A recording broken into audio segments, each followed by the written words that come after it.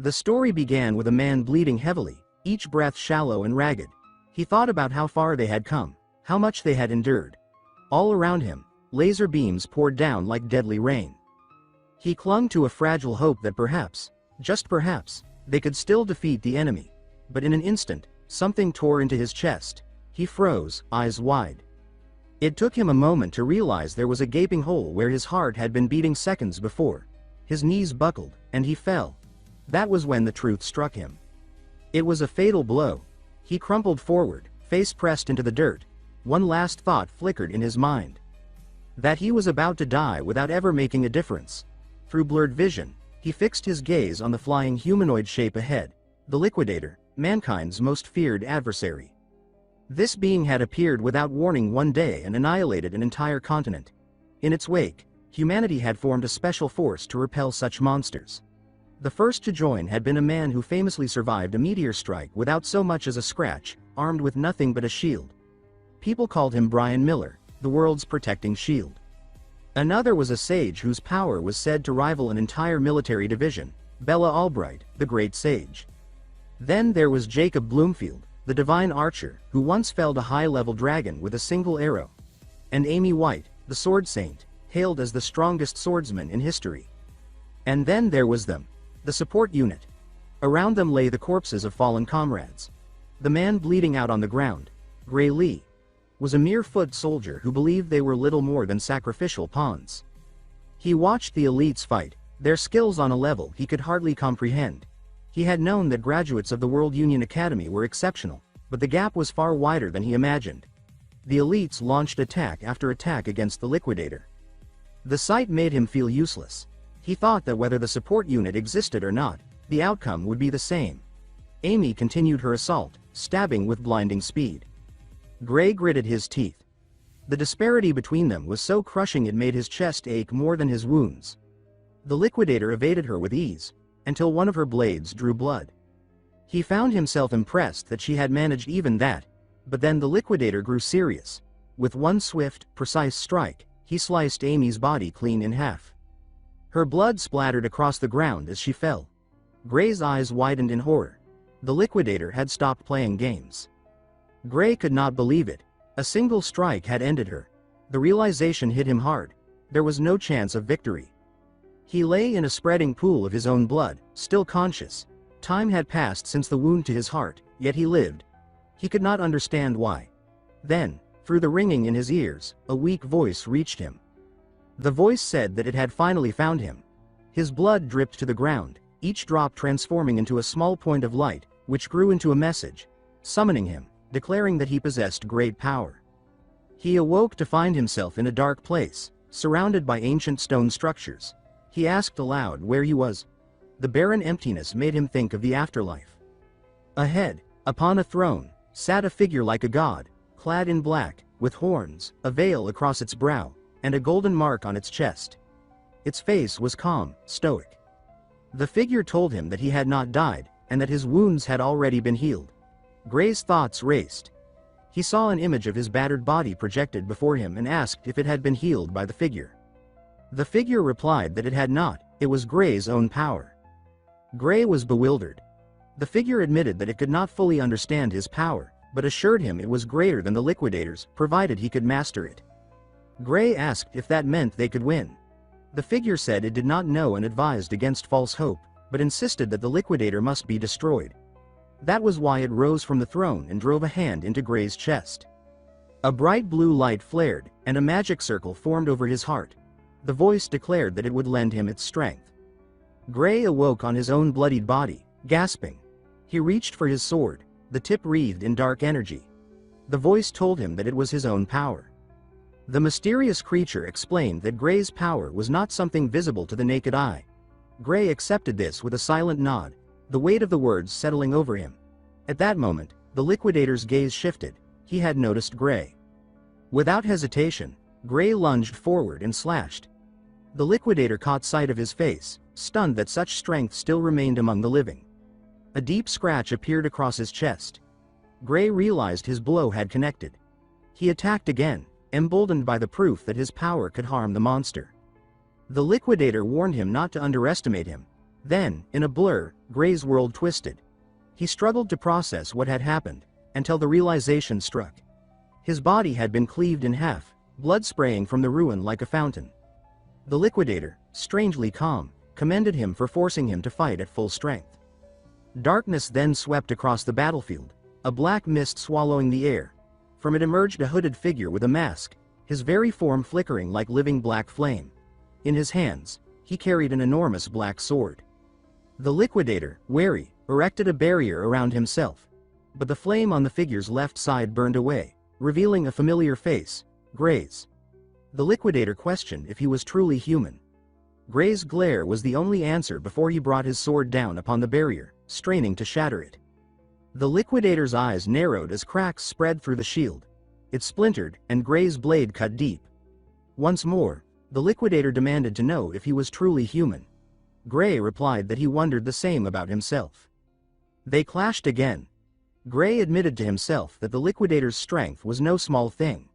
The monster, breathing heavier now, seemed unsettled by Gray's survival. It leaned close, whispering a promise to crush him over and over until he stayed dead. But Gray moved first, his strike spilling yellow blood. The liquidator called him a monster, but his tone carried no defeat. Light flared around his body as he gathered power, forming a magic circle between his clasped hands. He announced that Gray's time was up. Gray gripped his massive sword, waiting for the next move. Night fell in an instant. He darted behind the liquidator, aiming for the neck, but his blade was stopped cold by another barrier. The liquidator declared that within the plane of true dusk, nothing could harm him. He told Gray to cease his futile struggle and to look at the stars.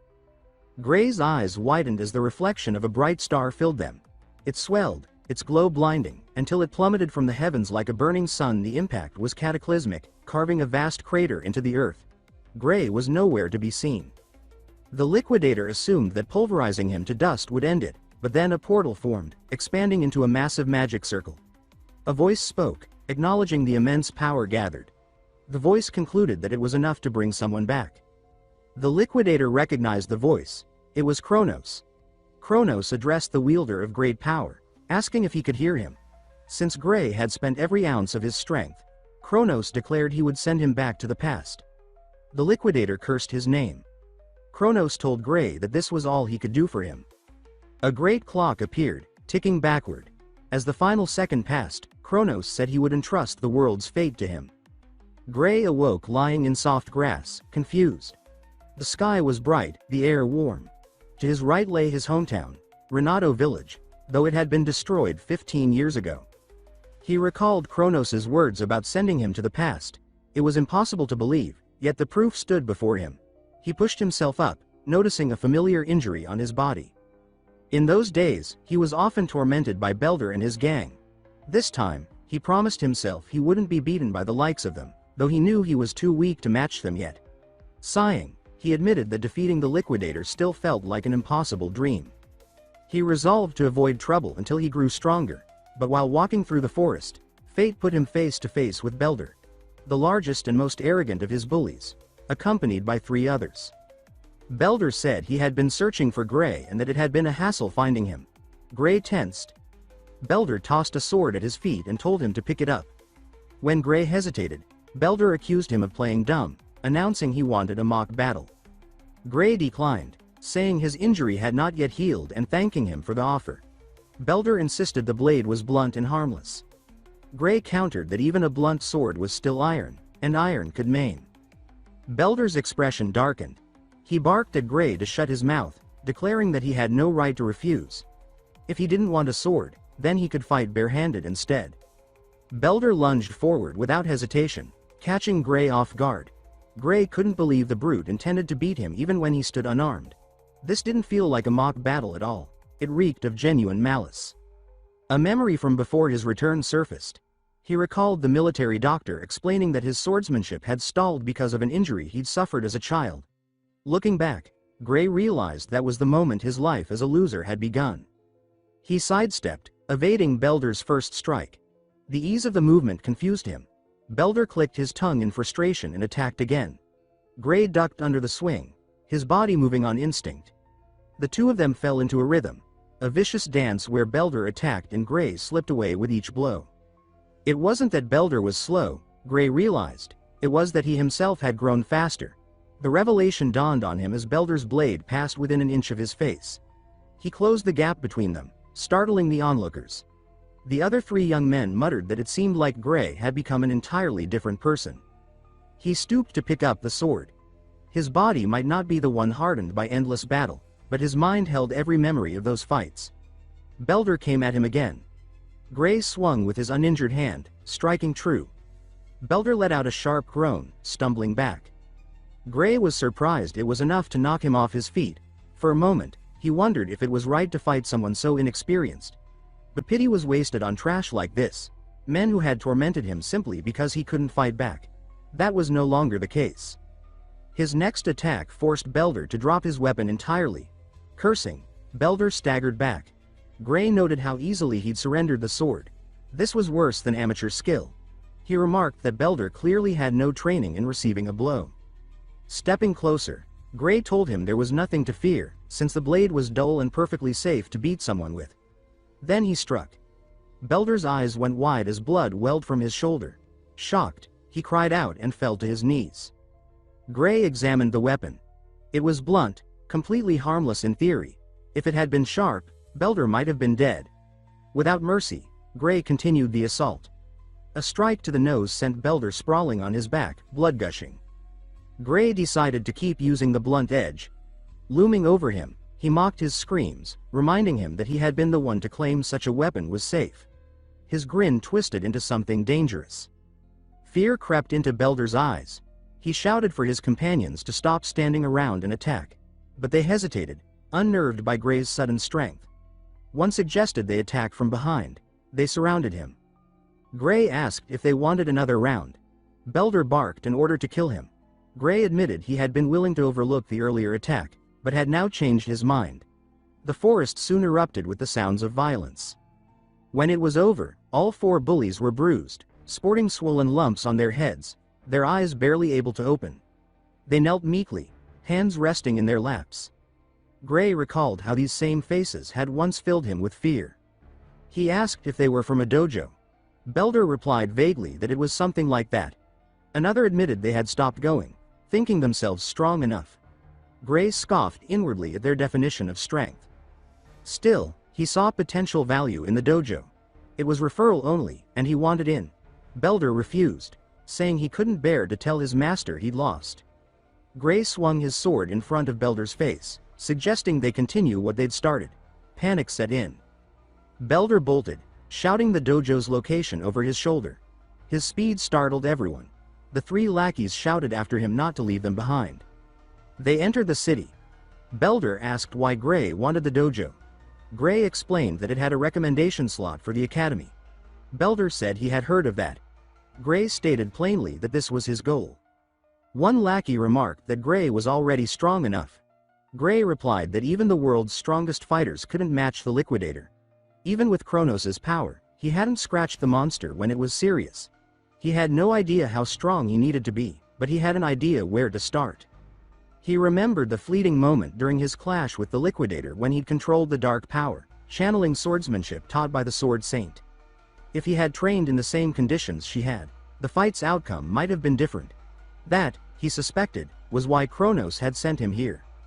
They arrived at the dojo, where a woman emerged, her sharp gaze scanning them. She asked if her students had tried to use her swordsmanship to bully a civilian, only to be beaten soundly. Her tongue clicked in disapproval. This was Saria, the dojo's instructor. Belder stammered that it had only been a mock battle. Saria's answer was a brutal strike that sent him crashing into a wall with a deafening thud. The three others froze, eyes wide. She accused him of lying, declaring that if beating an unarmed man was a mock battle, then what she had just done counted as one too. Pointing her sword at his face, she ordered him to leave and never return, stripping him of the right to call himself her student. They all muttered agreement and fled. Saria sat before Gray, apologizing for the trouble her former students had caused him. Gray replied that there was no need for her to worry about what had happened. Saria thanked him for his understanding, then shifted the conversation to the matter he had come for, a recommendation to the academy. She said she wished to apologize again for the trouble caused by Belder and his companions, but as much as she might want to write a letter in his favor, she first needed to see his abilities for herself. She handed him a wooden sword. Gray took it without hesitation. She told him he could make the first move and invited him to attack whenever he was ready. Gray advanced, striking at her without hesitation. The other students in the dojo watched closely, evaluating his movements. Saria noted that his swordsmanship was surprisingly practical for someone his age. There was an unmistakable weight behind his blows, as if he had endured countless battles. When she attacked, he met her strike and deflected it cleanly. In that moment, she understood that Belder and the others could never have matched him. She observed that his style was largely self-taught, though every so often a strike or stance carried the polish of academy training. It made her wonder if someone had once instructed him. His swordplay was rough, yet there was clear talent. He was, she thought, a diamond in the rough. When it seemed time to conclude the match, she struck at him. He moved to counter. Their blades met in sharp, echoing clashes. She attacked again, but to her surprise, Gray's pace never faltered. He matched her step for step. She had intended only to test his skill, but now she felt her best being drawn out against him. An unfamiliar sensation crept in as they fought. She realized it was fear. Then he swung with such force that she was forced back a step. She told herself it was nothing more than a wild swing, but in that instant, she also saw his weakness. Seizing the moment, she went for the final blow. But her strike never landed. She froze, staring at the severed remains of her sword. Gray, equally stunned, looked at the broken weapon. The sensation running through him was the same he had felt in battle against the Liquidator. Proof that he still held that strange power, but it came at a cost. Pain surged through his body, driving him to his knees. Saria asked urgently what was wrong. He realized the truth. His body simply could not keep up with the power. His legs trembled, but he forced himself upright and told her he was fine. Inside, he resolved never to use that strength recklessly again. For a moment, he considered explaining it to her, but seeing her puzzled expression, he decided against it. Even if he told her, she likely would not believe him. Instead, he excused it as getting carried away. Saria, however, knew it was impossible to cut her weapon with a dull wooden sword. She could see that he knew it too. She asked what was troubling him. When he gave no real answer, she let the matter drop and returned to the topic of the recommendation. He confirmed he had heard she could provide one. She admitted she could indeed recommend him to the Royal Academy of Swordsmanship, the kingdom's finest institution. However, she told him bluntly that she would not recommend he go there. She did not think he belonged in that place. The words stung.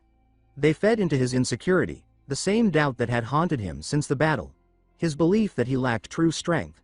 Saria continued, telling him there was another place he should aim for, the World Union Academy. Gray's eyes widened. She explained that he should not settle for being the kingdom's best. He belonged among the world's top warriors. The thought stunned him.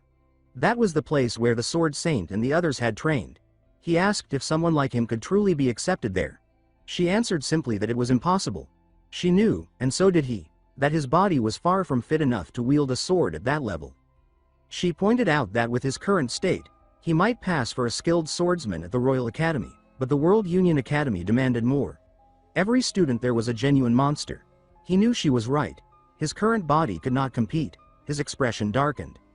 Saria asked why he was giving up so easily. She reminded him that there were still 9 months until the entrance exam. He countered that 9 months was not much time. She admitted it might not be enough but told him to trust her. Then she asked if he was ready to suffer for the next 9 months. He answered that he did not want to suffer, but he would do it anyway. He placed his trust in her. She liked his answer. Her demeanor shifted, her lips curling into a devilish grin. She announced that his hell was about to begin. Days blurred into weeks as Gray underwent relentless training under her guidance. His meals ranged from delicious to questionable. He sparred constantly, refining his swordsmanship, his determination fixed on passing the exam. 8 months later, his transformation was visible, muscles hardened, movements sharper. Saria declared she had nothing more to teach him and told him to face the exam with confidence. He was confused. There was still a month left. She explained that adjusting to an unfamiliar environment was difficult, so it was best for him to arrive early. She gave him money for travel and a month's food. He hesitated, suspecting she was trying to send him away. She told him he was overthinking it. He then mentioned rumors of an ogre's nest nearby. That caught her off guard. He added that there were few guards left in the village. She brushed it off, saying it had nothing to do with them and that aid from the royal capital would arrive soon. She urged him to leave for the exam without worry. He could tell she was lying. He knew the truth. No help would come, and before the village's destruction, she would die. In his past life, news had spread that she had been killed confronting the ogre alone. But all he said was that he understood her wishes. He thanked her and said he would be going. She smirked and wished him luck at the exam. Later that night, the forest carried an air of dread. Skeletal remains hung grotesquely from a tree, their jaws forced open by wooden spikes. Saria arrived, following the path described in the scout's report. The trail of blood she tracked wound deep into the woods until it ended at a grim, shadowed den. She was about to step inside when a voice asked where she thought she was going. Looking up, she saw Gray perched casually on a tree branch, smiling faintly and calling her, "Master." Surprise flickered in her eyes. She asked why he was here when he was supposed to be on his way to the academy. He countered by asking why she was here after claiming earlier that the ogre nest would be dealt with by the royal army. She explained that the army could not come due to an emergency, so she had decided to handle the matter herself. She told him not to worry, assuring him she had assessed the situation. The nest's leader was an elite ogre, and the colony numbered 40 to 50 in total. The minions, she admitted, would be the only difficulty. Gray knew better. An ogre's real strength lay in its intelligence and leadership. Being surrounded meant death, and he had already seen this particular future, his master's death and the village's destruction. He told her he wanted to go with her. She refused, insisting she could handle it alone. He tried to persuade her, saying he wanted the chance to gain real combat experience, then asked if she thought he would get in her way. That made her laugh, as she knew she could no longer beat him in a mock battle. Still, she warned that no one could predict what might happen in a real fight against a newly formed nest, and that it was better for him to wait until he had more real-world experience. When she refused to budge, he offered another idea, one that made her pause. He said he would fight her right there, knock her out, and deal with the ogre himself. His stance left no doubt he meant it. Eventually, she gave in, but on one condition. No matter what happened, he must come back alive. He agreed and told her to do the same.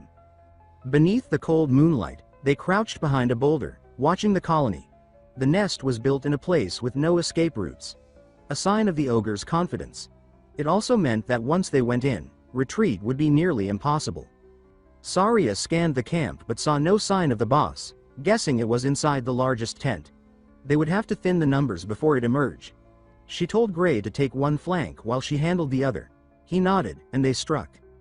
One ogre barely had time to register their presence before Saria was upon it, her blade removing its head in a single stroke. The head hit the ground, and another ogre immediately raised the alarm.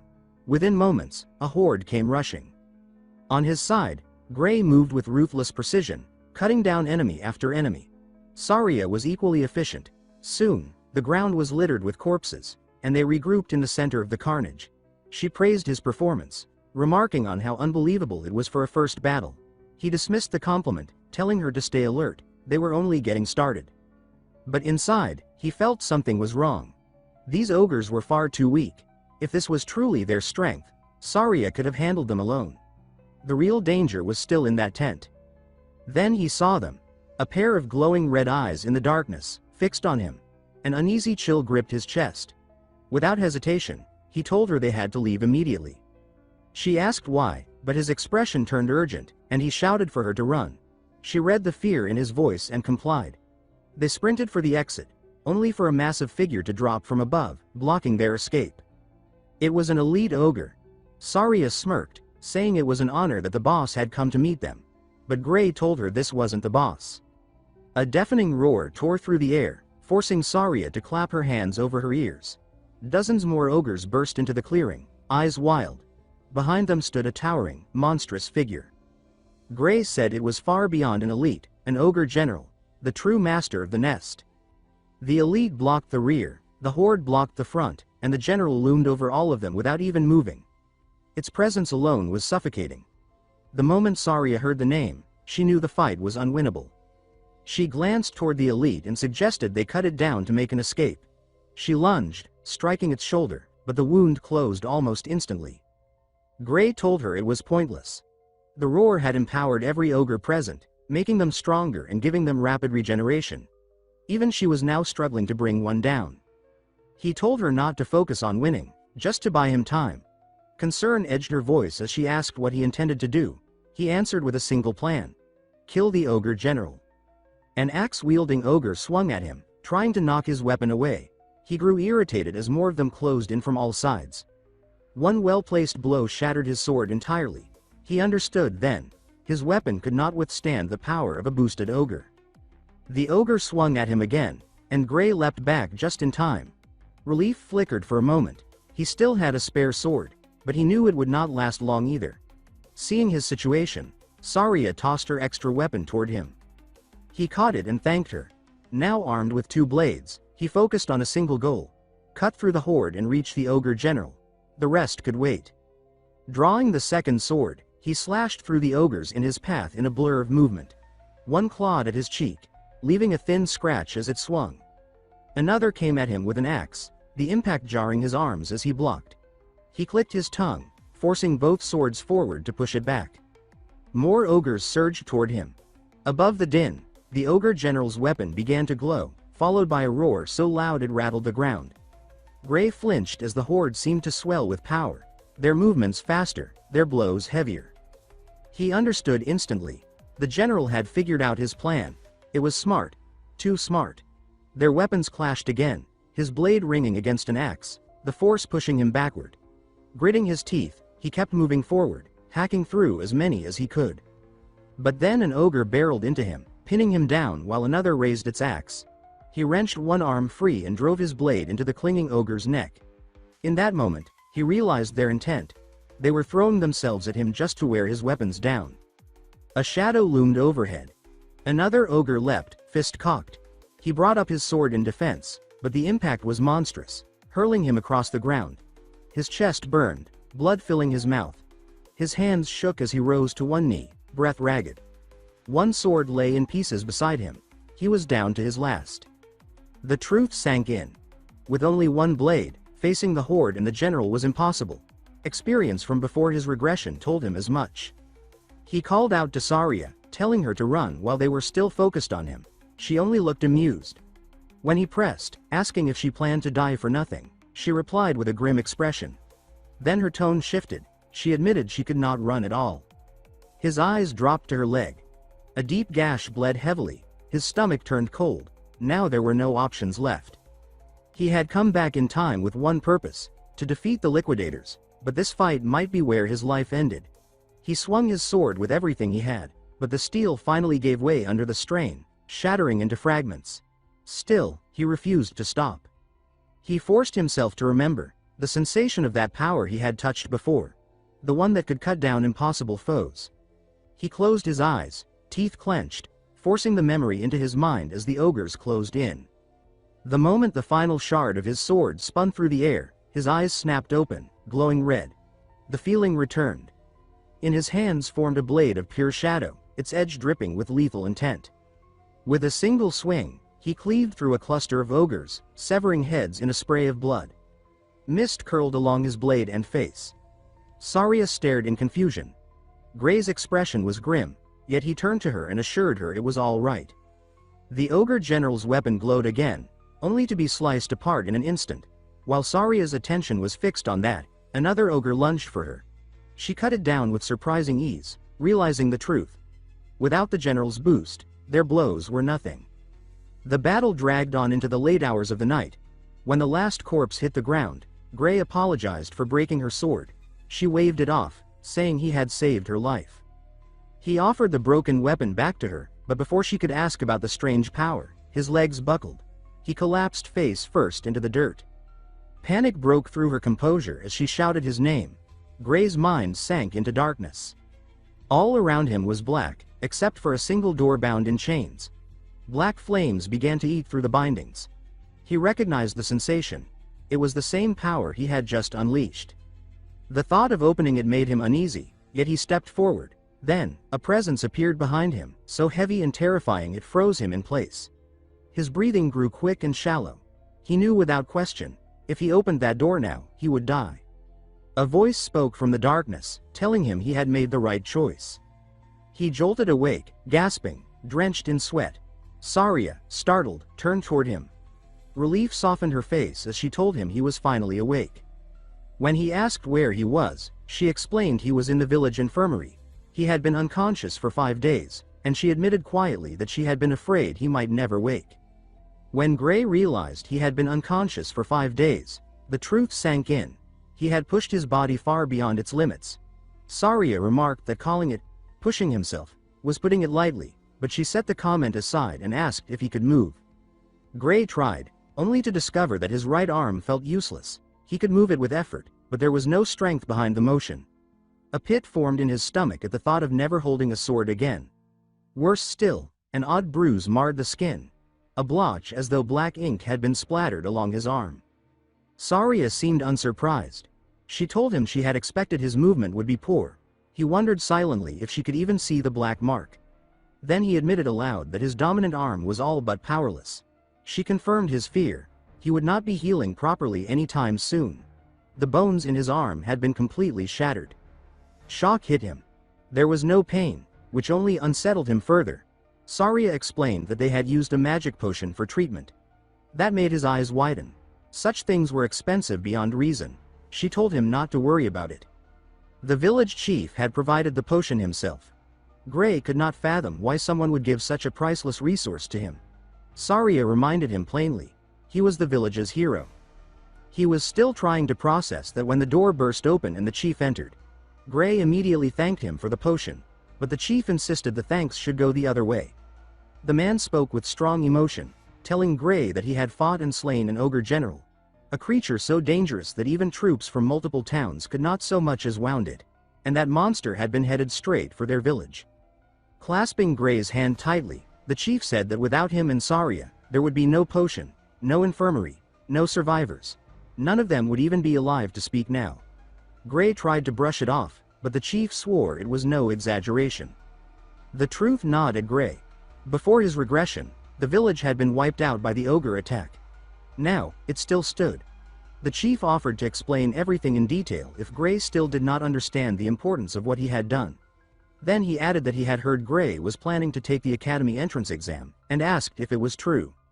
That single question snapped Gray into a flurry of thoughts. The exam was only a week after the battle. 5 of those days had been spent unconscious, leaving him just 2 days until it began. The trip to the academy was a 3-day walk. His face drained of color. On horseback, it would take a single day, but he had no money for that. He quickly asked the chief if he could borrow one. The chief, already anticipating this, said the best horse in the village had been prepared for him. Saria joked that if he had not woken up today, they would have tied him to the saddle and sent him there asleep. She opened the door, letting sunlight spill in. Outside, the horse waited, surrounded by a crowd holding banners, shouting thanks and wishing him luck. Villagers stepped forward to thank him personally. One man offered a pouch. When Gray asked what it was, the man explained it was money the entire village had gathered together after hearing how expensive applying to the World Union Academy could be. The gesture struck him deeply. He smiled, thanked them, and remarked that failing the exam would make it hard to face them again. Saria told him not to worry. He was the only candidate who had slain an ogre general. Still, his gaze drifted to his right arm. She reminded him his left still worked fine, and that was more than enough. She also told him not to rely on that strange power. He pointed out that passing with only one arm wouldn't be easy. She countered that his ability would be obvious to the examiners regardless. Her certainty left him with no choice but to believe her. He thanked her, saying that after hearing it put that way, he would have to pass. The village had survived. The world was no longer the same as it had been before his regression, and that meant the future could be changed, through his power. With that, he set off. The horse carried him swiftly, and he arrived just in time. He even patted the animal's neck, thanking it for the effort. Ahead lay a city encircled by a great lake, the World Union Academy. Inside the central arena, the host announced the start of exam ticket distribution. Until the process was complete, all examinees were to remain there. The crowd was large, but only 20 would pass. Some years, 50 were chosen. Other years, only 1. The host introduced Professor Ariel, who strode in and began distributing tickets immediately. She instructed them to take the paper that appeared before them. With a snap of her fingers, golden light filled the air, and a sheet of paper materialized before each candidate. Gray saw his own. Examinee number 513, fencing course. Ariel explained they would see only their number and assigned course, assuring them this was how it was done every year.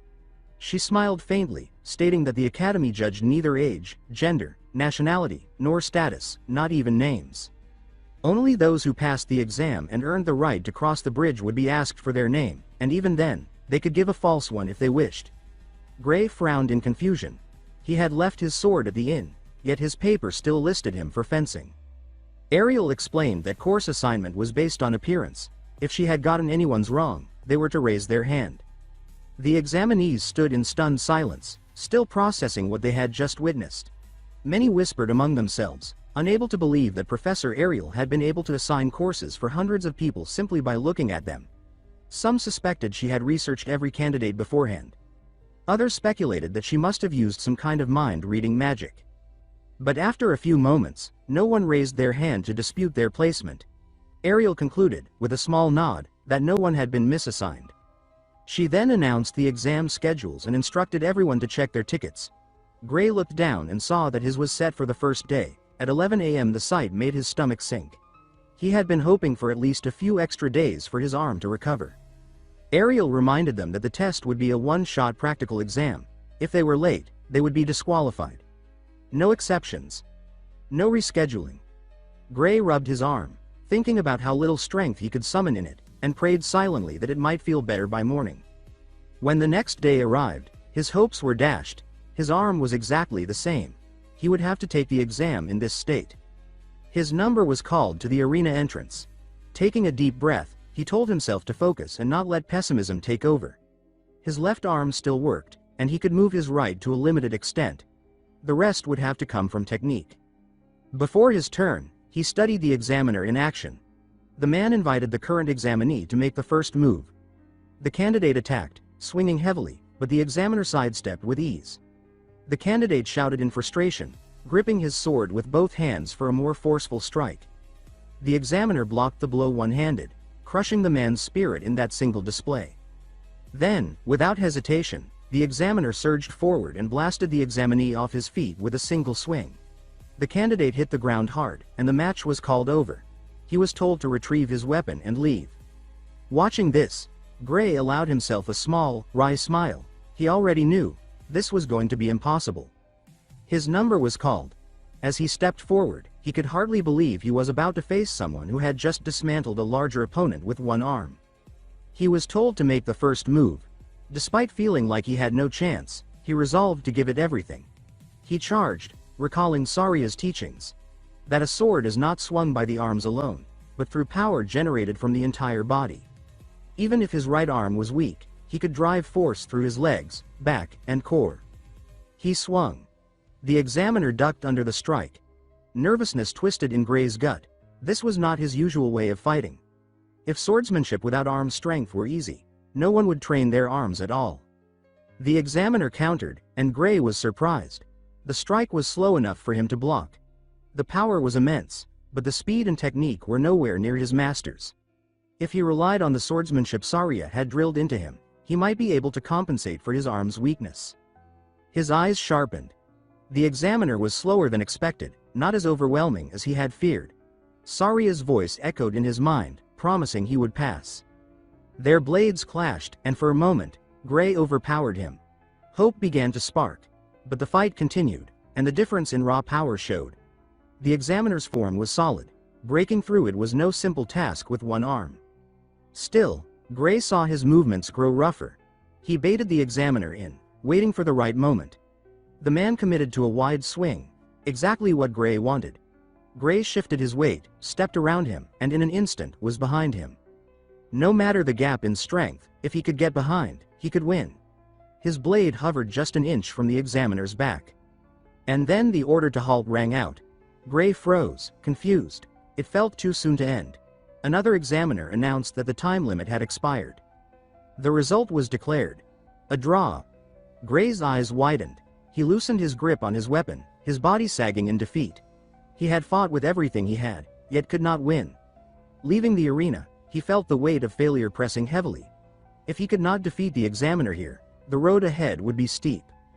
He told himself his arm would heal next year, and he would try again.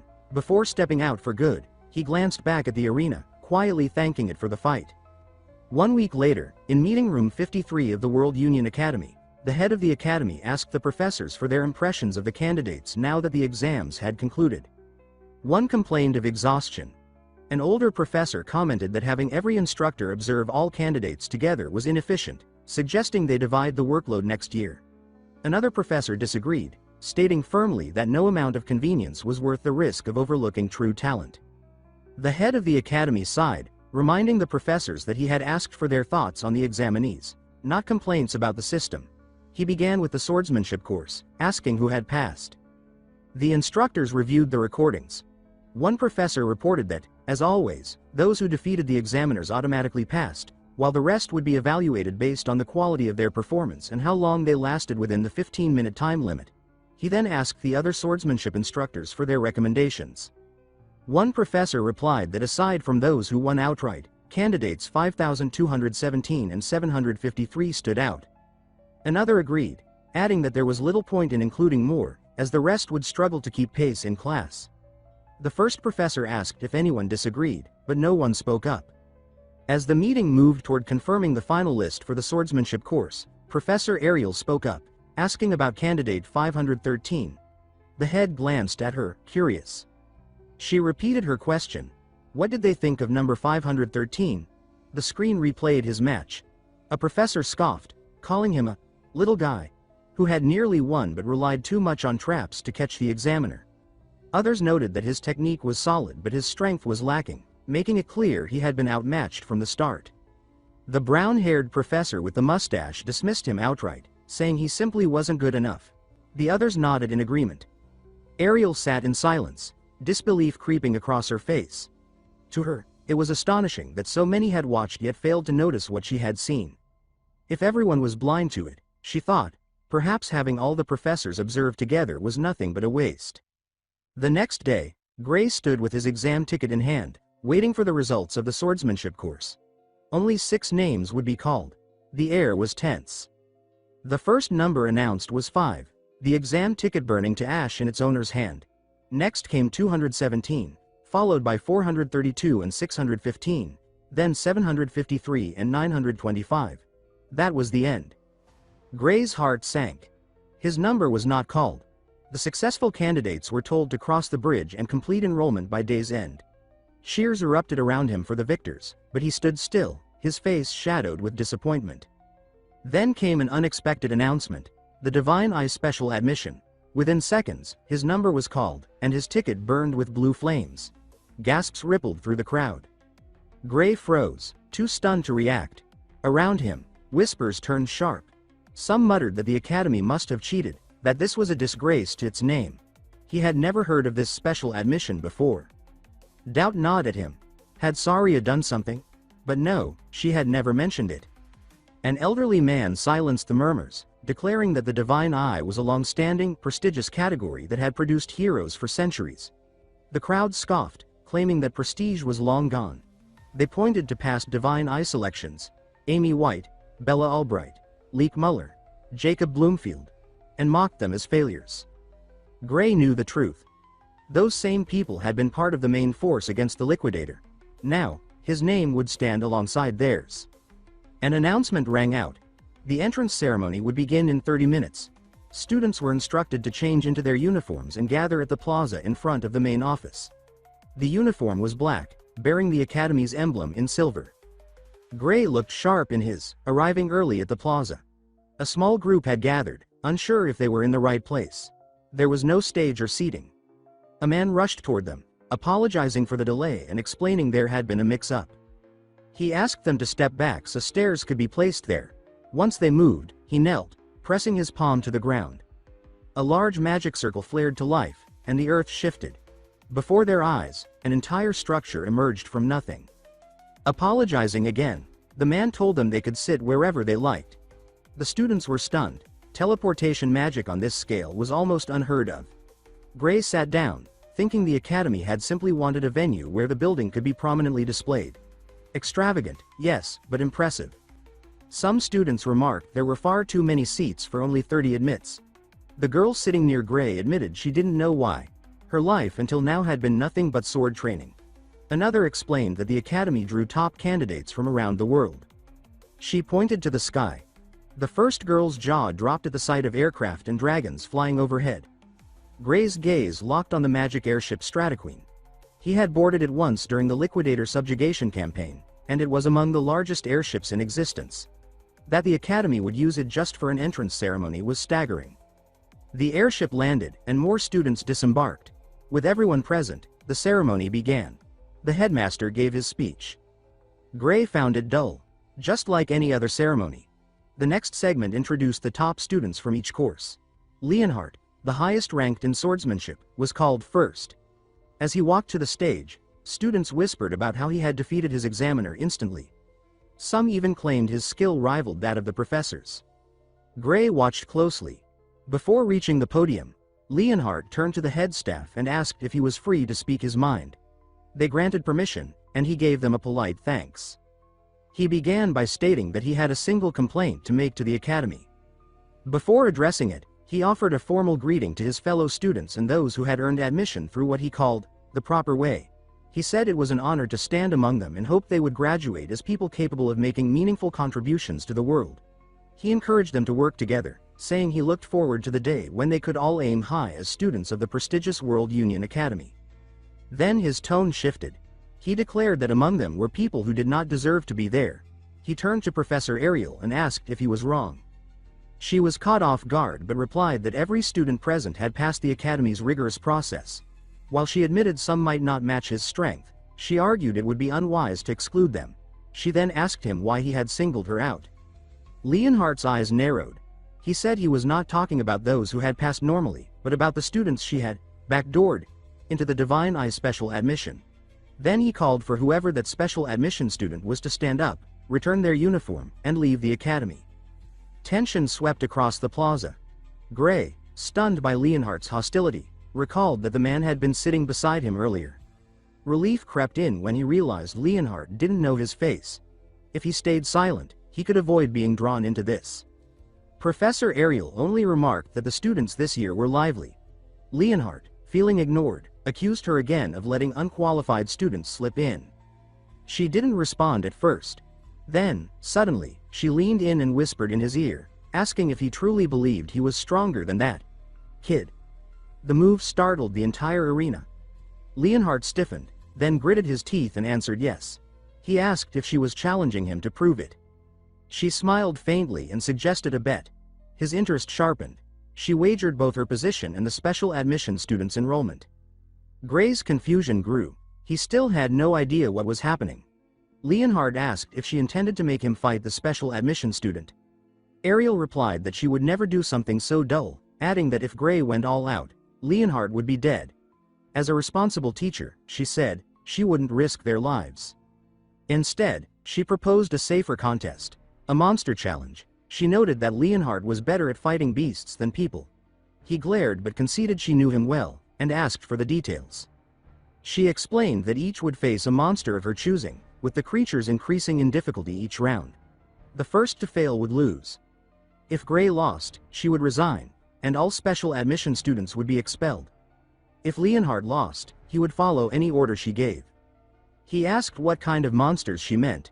Without hesitation, she named the first target, an ogre general, then teased him by asking if that was too easy.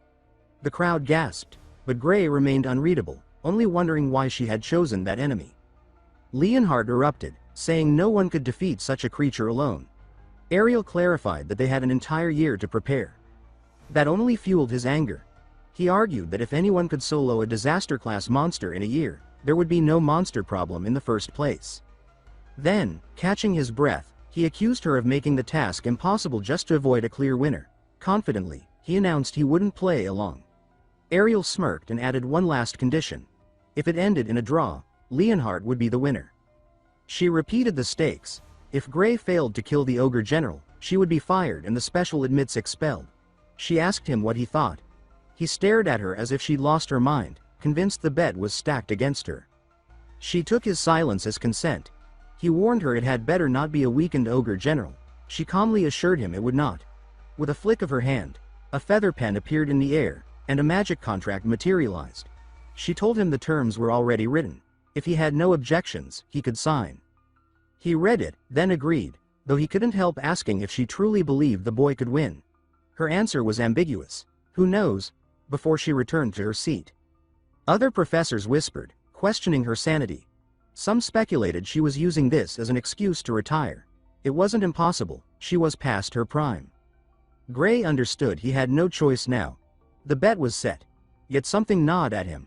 Why had she included the monster he had already fought before enrollment, despite giving a full year's deadline? She met his gaze, then pressed a finger to her lips. He understood. She was playing dirty. The opening ceremony concluded, and students dispersed to their assigned classes. The first subject was basic magic. Some were surprised to begin lessons on the very first day, but the academy wasted no time. Every moment counted. The professor began with the fundamentals. How to harness and channel magic.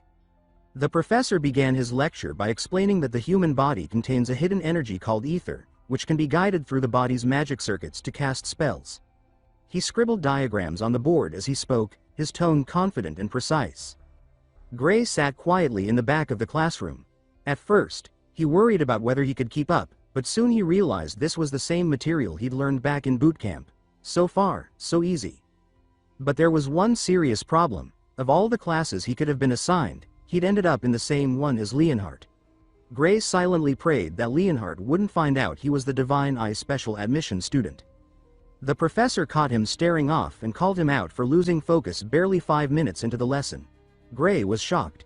He'd only glanced away for a moment and he was all the way in the back. He quickly apologized. The professor challenged him. If he looked so confident, why not prove it in front of the class? He even taunted him, saying he must at least know basic magic. Gray politely explained that since they were in the swordsmanship course, he thought magic ability wasn't a requirement. The professor disagreed. Even a swordsman, he said, should know the basics of magic, at the very least to coordinate effectively with mages. Understanding simple spells and how they feel in use was essential. Gray recognized the explanation. It was exactly the same one from boot camp. He asked if they would be learning Ether Bullet. The professor's brow lifted, and he asked if Gray could already use it. Gray confirmed that he could, silently thanking his grueling boot camp training. Seeing an opportunity, the professor decided to make things interesting. He announced that Leonhardt, whom he called Leon, could also use Ether Bullet. Leonhardt confirmed this and remarked that he'd trained in both swordsmanship and magic long before entering the academy, implying it might be risky for someone else to face him. The professor brushed it off. It was just ether bullets, after all. No one was going to die. He added that he wouldn't ask Leonhardt to hold back either. Then, with a sly smile, he revealed to the entire class that Gray was the Divine Eye student for the year. Every head turned toward Gray. He felt the trouble closing in. The professor looked almost gleeful at the stir he'd caused. Leonhardt's gaze hardened. He said he would show Gray the reality of the academy, then told him to step forward. They faced each other. The professor explained that at his signal, they would fire ether bullets at the same time. Gray knew he'd only trained in magic for a few days during boot camp, and even if the professor claimed it wouldn't be fatal, he doubted it would end without injury. The signal came. Leonhardt launched a small orb of pale blue light.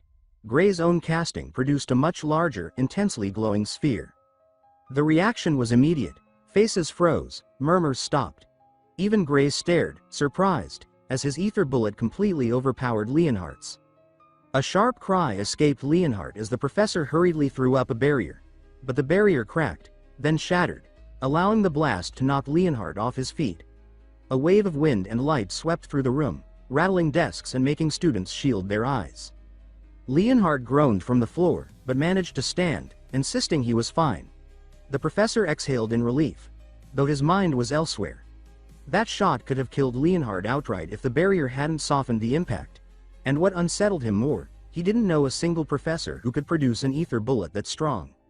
He turned to Gray and demanded to know what he'd just done. Gray was genuinely puzzled. Leonhardt's ether bullet had felt weak, almost like it was a different spell entirely. He wondered if the ether bullet he'd learned in the subjugation squad was different from the academy's version. He asked if perhaps he had used the wrong spell. The professor assured him it was still ether bullet, but it was made from super compressed ether, not the normal kind. The class erupted in whispers. Many had never even heard of such a thing. The professor admitted that even skilled mages struggled to control super compressed ether. Yet Gray had produced it, and shaped it into a perfect spell. He said there was no one else in the academy capable of that feat. Some students began to believe this was exactly why the Divine Eye admission existed. Others argued Gray should have been placed in the magic course from the start. Gray, however, felt uneasy. Every spell he'd learned at boot camp had been like this. Back then, he'd been nothing special compared to his squadmates. He told the professor that with enough practice, anyone should be able to do it. The professor burst into laughter, loud and incredulous. Then he suddenly gripped Gray's shoulders and declared that he should transfer to the magic course, promising to personally vouch for him. In his opinion, Gray was more talented in magic than in swordsmanship. Gray declined politely, saying he'd always been told he wasn't good at magic. That only made the professor laugh harder.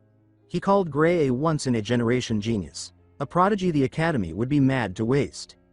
He said whoever told Gray he lacked magical talent clearly didn't know what they were talking about, and insisted again that Gray should switch. The room went silent. This professor was famous for rarely praising anyone, yet here he was, praising Gray relentlessly. Gray laughed awkwardly, but then something clicked. He remembered exactly where he'd first heard about ether compression. In his previous life, at boot camp, someone had told him that in the old days people didn't even know about ood, life force, and that proper magic was much harder to cast back then. Mages had to compress ether and hope it mixed with ood by chance. A woman with pale blue hair and golden eyes had once called that method pathetic. Back in the present, Gray asked the professor if he had ever heard of ood. The confused look on the man's face told him everything. This world didn't know it existed. He realized what this meant. The techniques he'd learned were knowledge from the future, and he knew he had to keep that to himself. The professor circled back, asking again if Gray wanted to transfer. Gray bowed and declined firmly, saying his heart was with the sword. The professor accepted, but told him to come see him anytime if he changed his mind. From now on, he added, Gray could leave class early or look as bored as he wanted. The lecture was far too basic for him anyway. The other students were shocked. Meanwhile, Leonhardt watched Gray with an unreadable expression, one hand pressed to his chest. His cheeks flushed faintly as he addressed him as Lord Gray. The sudden shift in tone made Gray shiver. It was unsettling. Later that day, Gray received a letter from Professor Ariel asking him to come to her office. The unexpected summons left him wondering if she, too, was going to push him toward the magic course. When he arrived, she called out that the door was unlocked. He stepped inside, only to be attacked without warning. Instinct kicked in. His sword was in his hand, deflecting the strike with ease. The girl who had attacked froze in shock. Gray stared at her, equally startled. Her face, it was familiar, like someone he had seen before. Gray felt a strange pull of recognition, certain he had seen her somewhere before. From the far side of the room, the sound of slow, deliberate applause broke the silence. Professor Ariel's voice followed, warm but amused, as she remarked that it was not bad at all. Seated casually on a chair by the window, she smiled and said she had known her eyes hadn't deceived her. Two other instructors walked over. One of them asked Bella if she had held back in that attack, or if Ariel had told her to go easy. The other added that her movements had been flawless, yet her projectile had been knocked away far too easily. It looked unnatural. Gray's heart skipped a beat at the name. Bella Albright, the sorceress. Ariel cut them off, her tone suddenly sharp. She asked if they were being serious. If they couldn't even tell whether Bella had held back, then perhaps they should resign from their posts as professors. The two exchanged awkward glances, raising their hands in surrender and saying they were only joking. Bella opened her palm in a small gesture of defeat and admitted, a little unwillingly, that unfortunately she had to confess the truth. Gray, still tense, asked what exactly they were doing. Ariel smiled and explained that they had made a bet on whether he could block Bella's sudden strike. Thanks to him, she had won a tidy sum. She flipped a gold coin toward him, telling him it was his share. He stared at it, stunned. A gold coin. For him, it was a small fortune.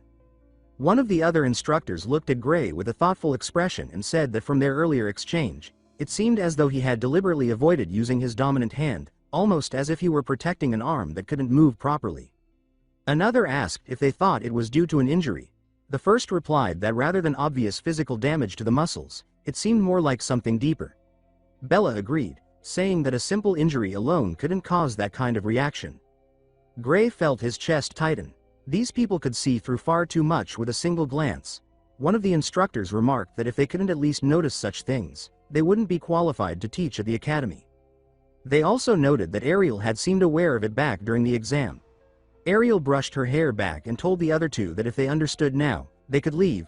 Gray was her student, and she would not give him up.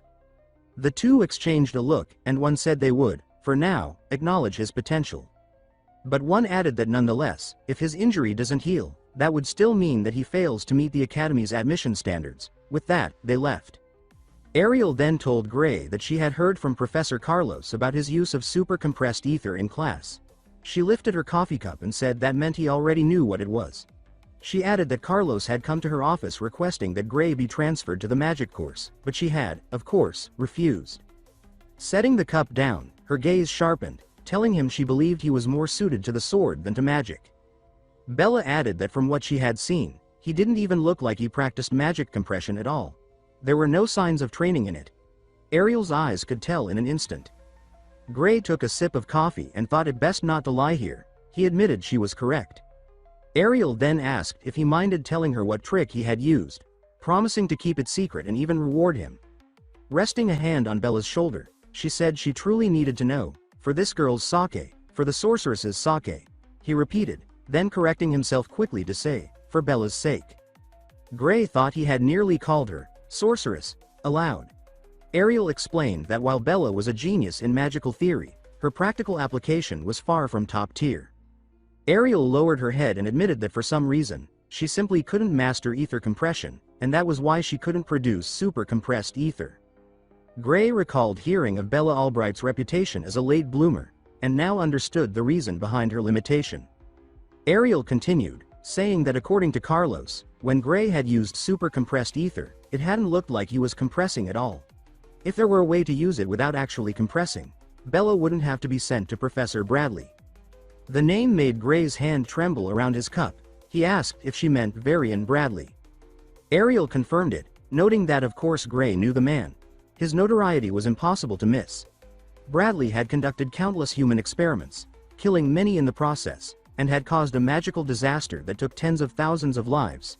He was one of history's most vile magical criminals. In this time period, he hadn't yet been caught. Ariel explained that if Bella couldn't produce super compressed ether by the end of the year, she would be sent to him for surgery. Gray was horrified. That was clearly a terrible idea.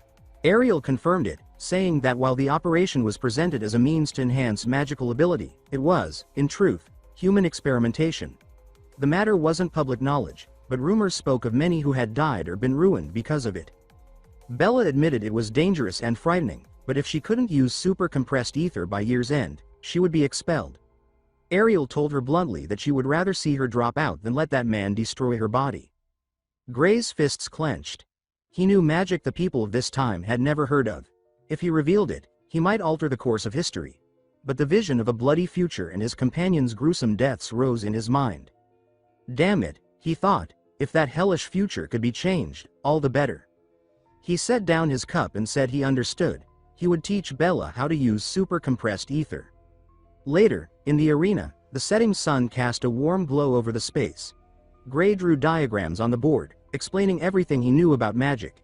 He reminded them that, as agreed, they must never tell anyone he had taught them. Ariel smiled, saying of course, and that they had even signed a magical contract to ensure it. If either of them broke the deal, they would both die. Gray asked what she thought of his lecture. Ariel brushed her hair aside and said that simply knowing about the existence of Ood was enough to open her eyes, but the knowledge he had revealed went far beyond that. Bella added that his explanation was concise and well-structured, saying it felt like listening to a magic lecture from 100 years in the future. Her eyes gleamed as she said that just hearing his words had likely advanced magical history by a century. Gray, however, knew it was actually knowledge from only 10 years ahead, though to them, it must have felt like 100. Ariel admitted there was much she couldn't yet judge, and asked Bella if she thought his words could be true. Bella said it was very possible, as nothing he said contradicted current magical theory. Ariel concluded that the quickest way to know was to test it, and that was why they were there. Bella turned to Gray, saying that if everything he said was true, then this spell should succeed. She raised her staff, and a golden magic circle unfolded from her staff. She said this was her full power. Gray stared in disbelief. Bella Albright's full strength was said to be capable of burning an entire city to ash, and she was infamous for struggling to control her immense magical tome. Blinding beams of light burst from her staff, flooding the entire arena with brilliance. Even she froze in surprise as a massive column of energy roared skyward, tearing a huge crater into the arena's center with an earth-shaking explosion. He reels back, eyes wide, and he shouts to Wade Asako, as a golden pillar detonates from the circle and spears the sky. The blast peels across the arena in rings. Heat and light whip past him like knives. He throws himself into the surge, blades of radiance passing a breath from his face, and braces against the shock. Fire curls toward him, and he hunches behind his forearm, forcing his stance to hold. He thinks that if she didn't manage to control it at the last second, he would already be ash. The wall of flame cinches into a ring around his body, and he watches it spin, alive and obedient. He thinks, with a sharp exhale, that it literally saved his life. Bella, framed in the maelstrom, lifts her staff in both hands and says that she did it. She adds, a little breathless, that she tried controlling it too. The spell screams downward like a comet and slams into the arena's heart. The inferno blossoms, then keeps blooming. A dragon of light writhes out of the impact, its coils clawing at the dusk. Bella laughs up at it and says that it is so fun, then staggers midair and mutters that. But, before dropping with her cloak fluttering, she says that she is out of mana. Gray lunges and catches her before she hits the floor, easing her down against him and telling her to relax. A moment later, Bella's breathing evens, her face slack with sudden sleep. Gray, checking her pulse, explains that she simply fell asleep because she ran out of ether. He looks up as Professor Ariel, the red-haired woman, strides through the settling cinders. She remarks that still, that was marvelous. She tips her chin toward the fire-scarred arena and says that to think she put together magic on that scale in such a short amount of time. Bella, half drowsing against Gray, mumbles that it's not her who is amazing, it's the theory. She adds that she can create super-compressed ether. Gray answers with a wry smile that it's her theory, though. Professor Ariel considers them, then nods once and states that now that Bella can create super-compressed ether, she no longer needs the surgery. She says that she will tell Bradley herself to call it off. She looks back to the towering afterimage of flame and says she's glad they avoided the risky surgery, but she's especially glad Bella didn't lose her magic control. Gray, following her gaze, asks warily about her magic control. Professor Ariel answers yes, and explains that although Bradley's surgery can increase one's magical output, it comes at the expense of control. She continues that exactly how it works is a secret, but it seems to be a surgery that forcibly breaks one's limiter. Gray rubs his jaw and says that is that so, then wonders if the reason the sorceress from his past life couldn't control her powerful magic was because of that surgery. The thought trails. Ariel cuts across gently that in any case, thanks to him, Bella is now able to create super-compressed ether, thus fulfilling the terms of their contract. She squares to Gray, violet sigils unfurling at her fingertips, and tells him that now it's her turn to fulfill her part of the contract.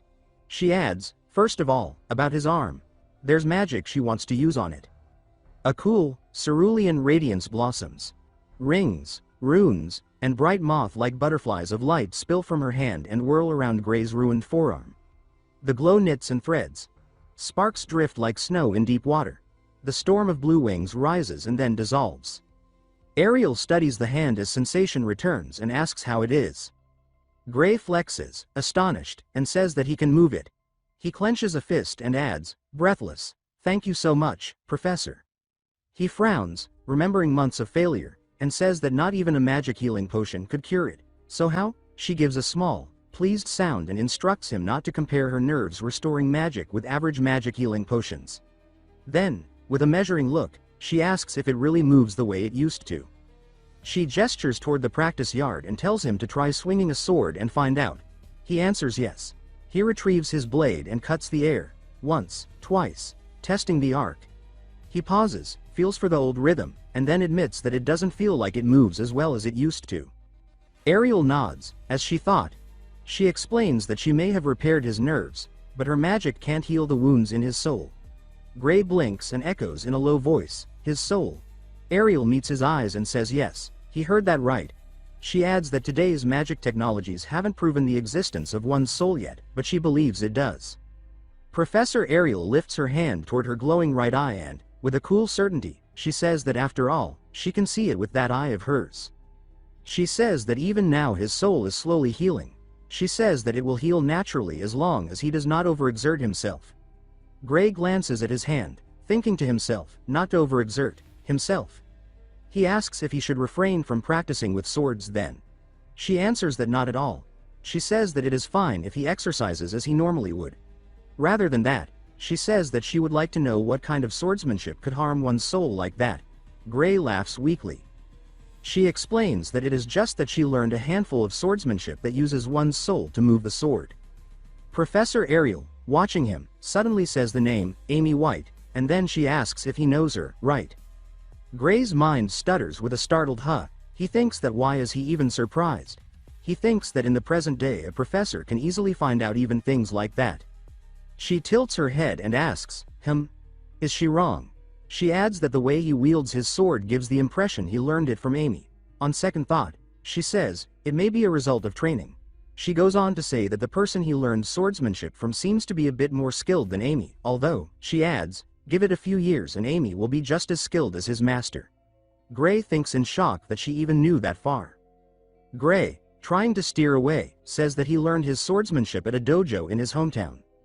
He thinks that he has to change the topic. He thinks that if he lets this conversation continue, he might end up spilling everything. He asks if it is even possible for one's soul to be damaged because of swordsmanship. She replies not at all. She says that at the very least, not by ordinary swordsmanship. To begin with, she says, there is no way something ordinary could defeat an ogre general with just one slash, not to mention cutting down the surrounding ogres and trees too. Gray says that so she already knew. She answers of course, and with a playful flourish she says that thanks to him she has practically won the bet. She adds that she was shown some of the remains left at the scene and that they were incongruent. She says that not even the most advanced cleaving magic could have done that. Fixing him with that luminous eye, she says that the mysterious power within him, he stares back, tense. She continues by saying that he used it, didn't he? Gray asks if she can see it with her eye, Professor. She says of course she can. She says that she can see the power leaking through the chained door. Gray's eyes narrow as that phrase, chained door, echoes through him. Gray thinks that it is not just something one can figure out by himself. Professor Ariel, however, says that being said, she has seen power similar to his before, though she says that she does not think they are the same thing, just that they have a similar vibe. Gray repeats, similar power. He asks if there are others with powers similar to his. She says yes, though she says she is not sure if they are human or not. Then she names them. She says that they are called the Liquidator. She arches a brow and says, so he has heard of them. Her golden eye gleams, and Gray's thoughts spike. He wonders why that name. Why is that name being mentioned in this time period? Professor Ariel hadn't expected the young man to be familiar with such an obscure being. Then again, she reminded herself, he possessed knowledge of futuristic magical theories. So perhaps it wasn't too shocking after all. Gray, meanwhile, felt uncomfortable receiving credit for a revolutionary idea when, in truth, he was merely repeating what he'd learned from the real genius. Intrigued, Ariel asked how much he actually knew about the so-called Liquidator. Gray admitted that he didn't know much, but he insisted that the creature was an existential threat to humanity. One that must be stopped before it could amass greater power.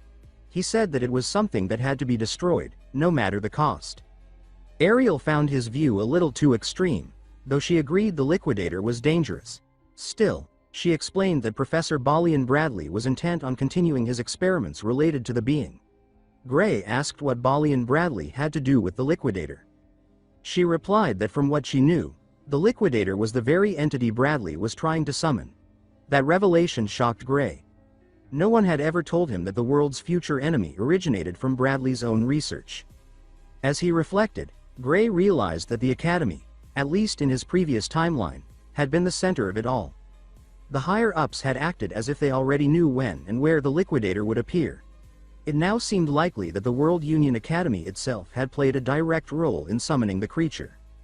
Both the professor and the secretive freshman agreed that this reckless experiment had to be stopped before it spiraled out of control. Unfortunately, the one conducting it was a tenured professor, and Ariel lacked the authority to intervene. She explained that she had already tried to convince the higher administration to act, but her efforts were ignored. Moreover, she said she wasn't allowed to reveal any further details to a student. Unless orders came from above, no one could legally stop Bali and Bradley's madness. Gray had hoped at least to learn the names of the Academy's decision-makers, but that, too, was out of reach.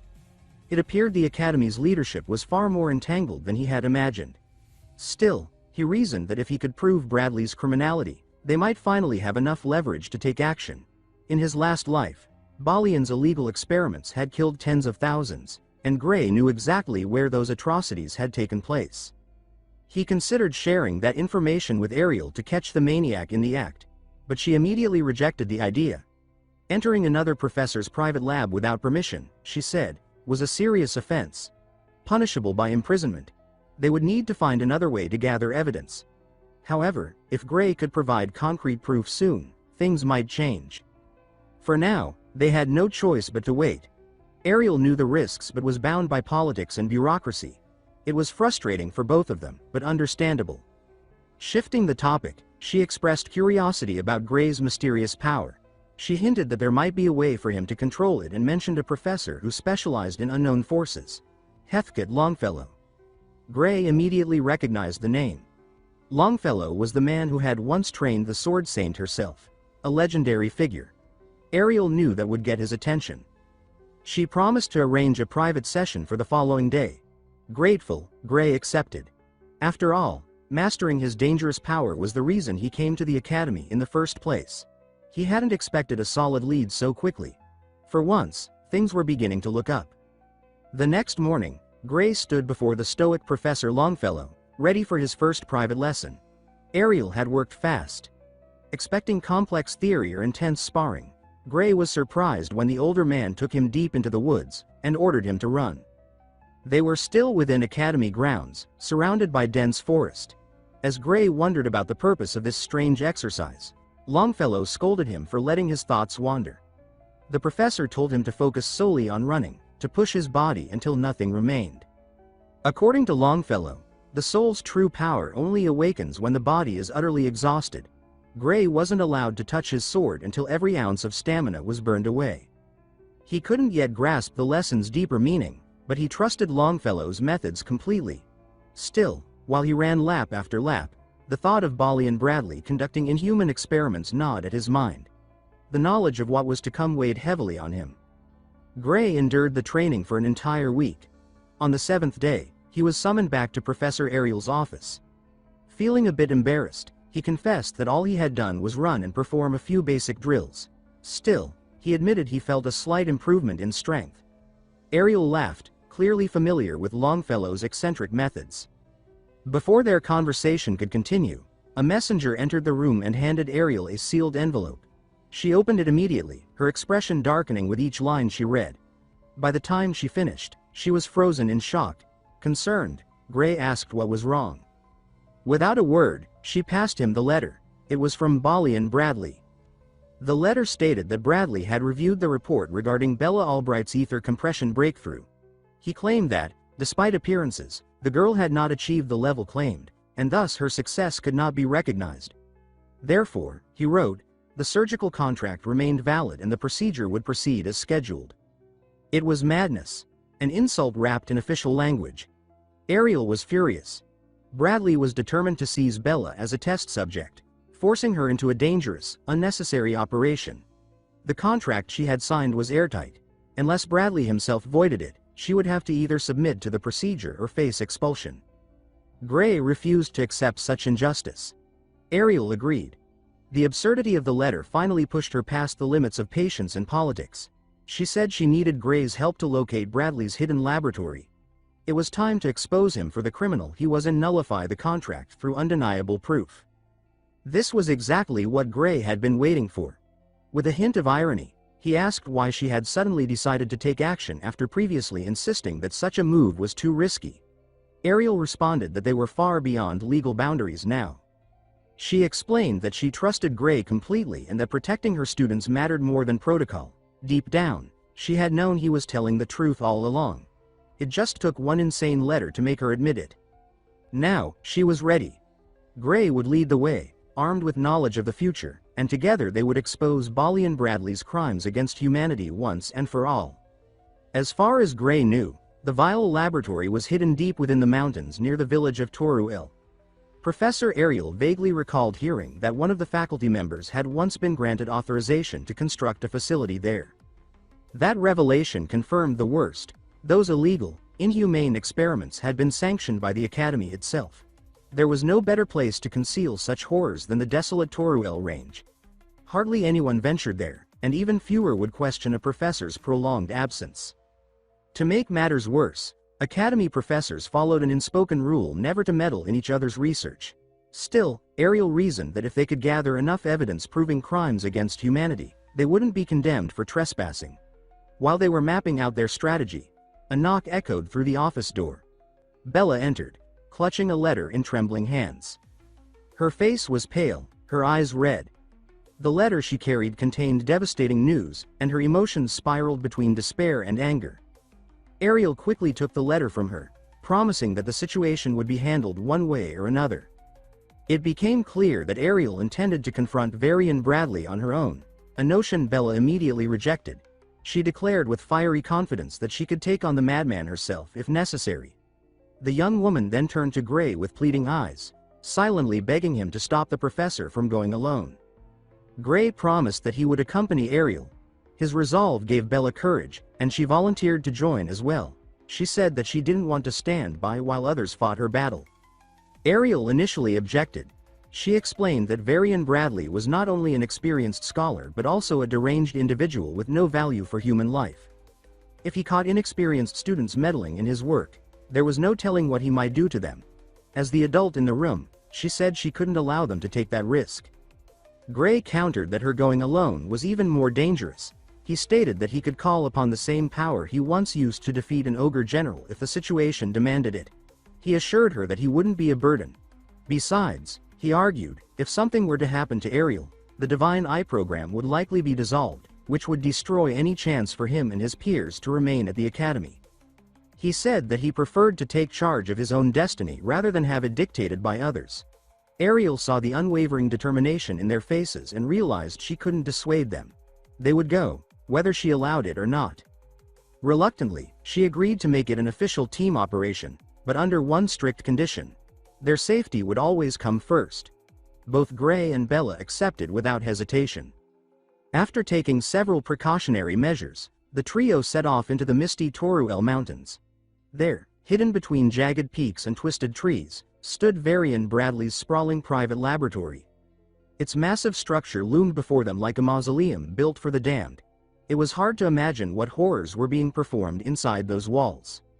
Their mission was simple: collect undeniable evidence of his crimes and get out. Gray's eyes burned with anger as he confirmed they had found the right place. Bella, on the other hand, felt the first stirrings of fear. She doubted whether they could make it out unscathed. Ariel reassured them that her information was solid.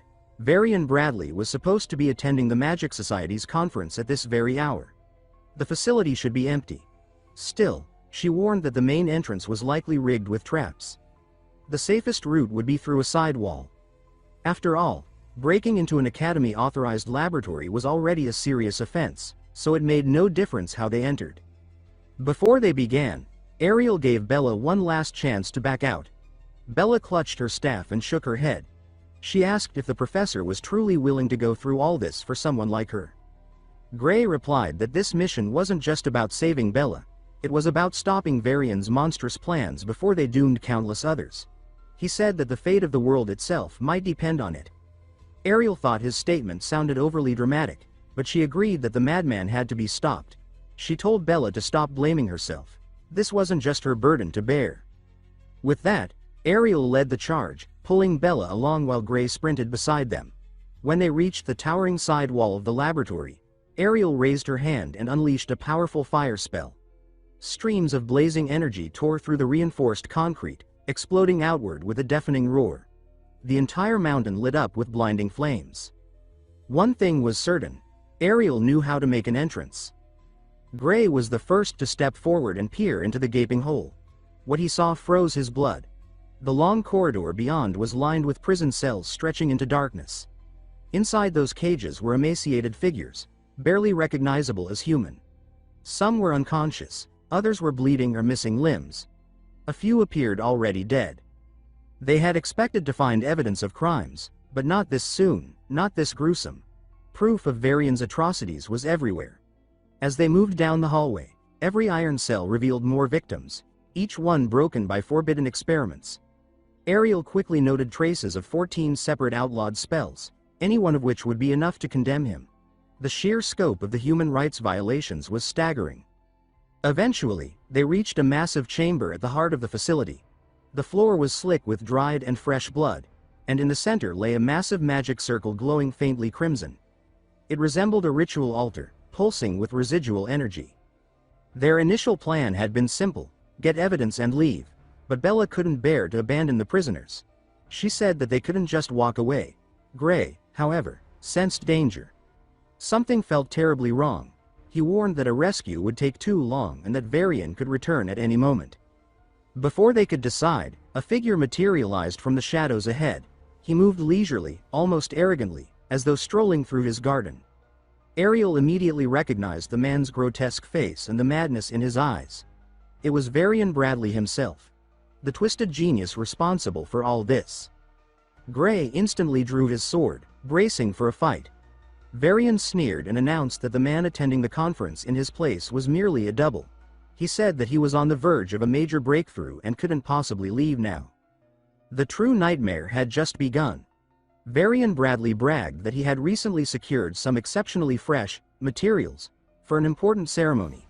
He explained that he preferred his human test subjects alive, flesh still warm, hearts still beating, because their energy produced far better magical results. But upon seeing Professor Ariel and her two beloved students standing in his lair, he decided to alter his plans. Ariel's instincts screamed with alarm. She feared for her students' safety. Bella stood frozen in place, her body locked by primal terror, while Gray's grip on his sword tightened, his every muscle ready to strike.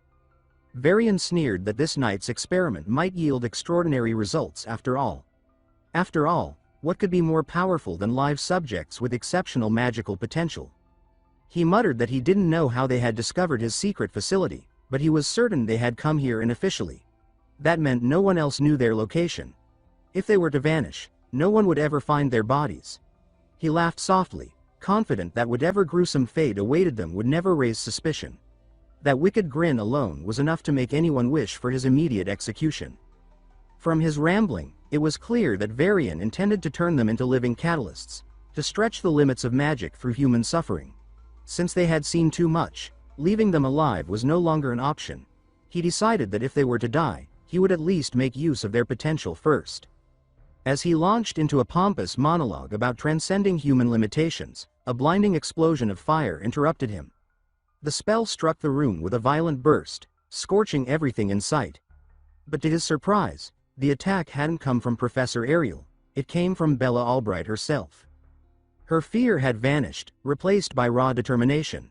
She had acted before anyone else could. Yet, despite her courage, the strike failed to hit its mark. Varian had raised a magical barrier just in time, the flames dispersing harmlessly around him. Still, he commended the girl's talent and quick judgment, remarking that Ariel's divine eye had clearly chosen well. He even mused that perhaps he should pay closer attention to that controversial special admission batch in the future. Even so, he declared that an academy student trying to assassinate a professor was laughable. The gap in power was simply too vast. Bella, however, had already accepted that if she was going to die, she'd rather go down fighting than wait to be slaughtered. Ariel, seeing how the situation was spiraling, ordered her students to retreat. She insisted that they already had the evidence they needed. The academy could handle the rest. But Varian had no intention of letting them escape. Before they could move, he unleashed a surge of burning black energy from his scepter. The dark spell targeted Bella, who froze like a deer in headlights. Ariel acted instantly, summoning a radiant barrier to protect her students. The searing energy struck, consuming everything in its path. Varian taunted them, saying that defensive magic was useless against his gluttony flame, the result of years of painstaking research. The spell, he explained with glee, devoured magic itself. feeding on barriers and turning their energy into fuel. It was nearly indestructible, he claimed, its only drawback being the rare biological materials required to cast it. As he spoke, Ariel's barrier began to crumble. The gluttony flame gnawed at her defense, growing stronger with every moment. Gritting her teeth, she called upon the divine eye, channeling its mysterious power to hold the fire at bay. She managed to erect a second barrier just before the first shattered entirely. But the second layer met the same fate. The black flames tore through it in seconds. Knowing she couldn't last long, Ariel threw a spell memory pouch toward Bella and Gray. She said that if Heathcote Longfellow ever received it, he would know what to do. Bella, however, refused to flee. Instead of running, she erected a barrier of her own to reinforce her mentors. Ariel panicked, shouting that this wasn't what they agreed on.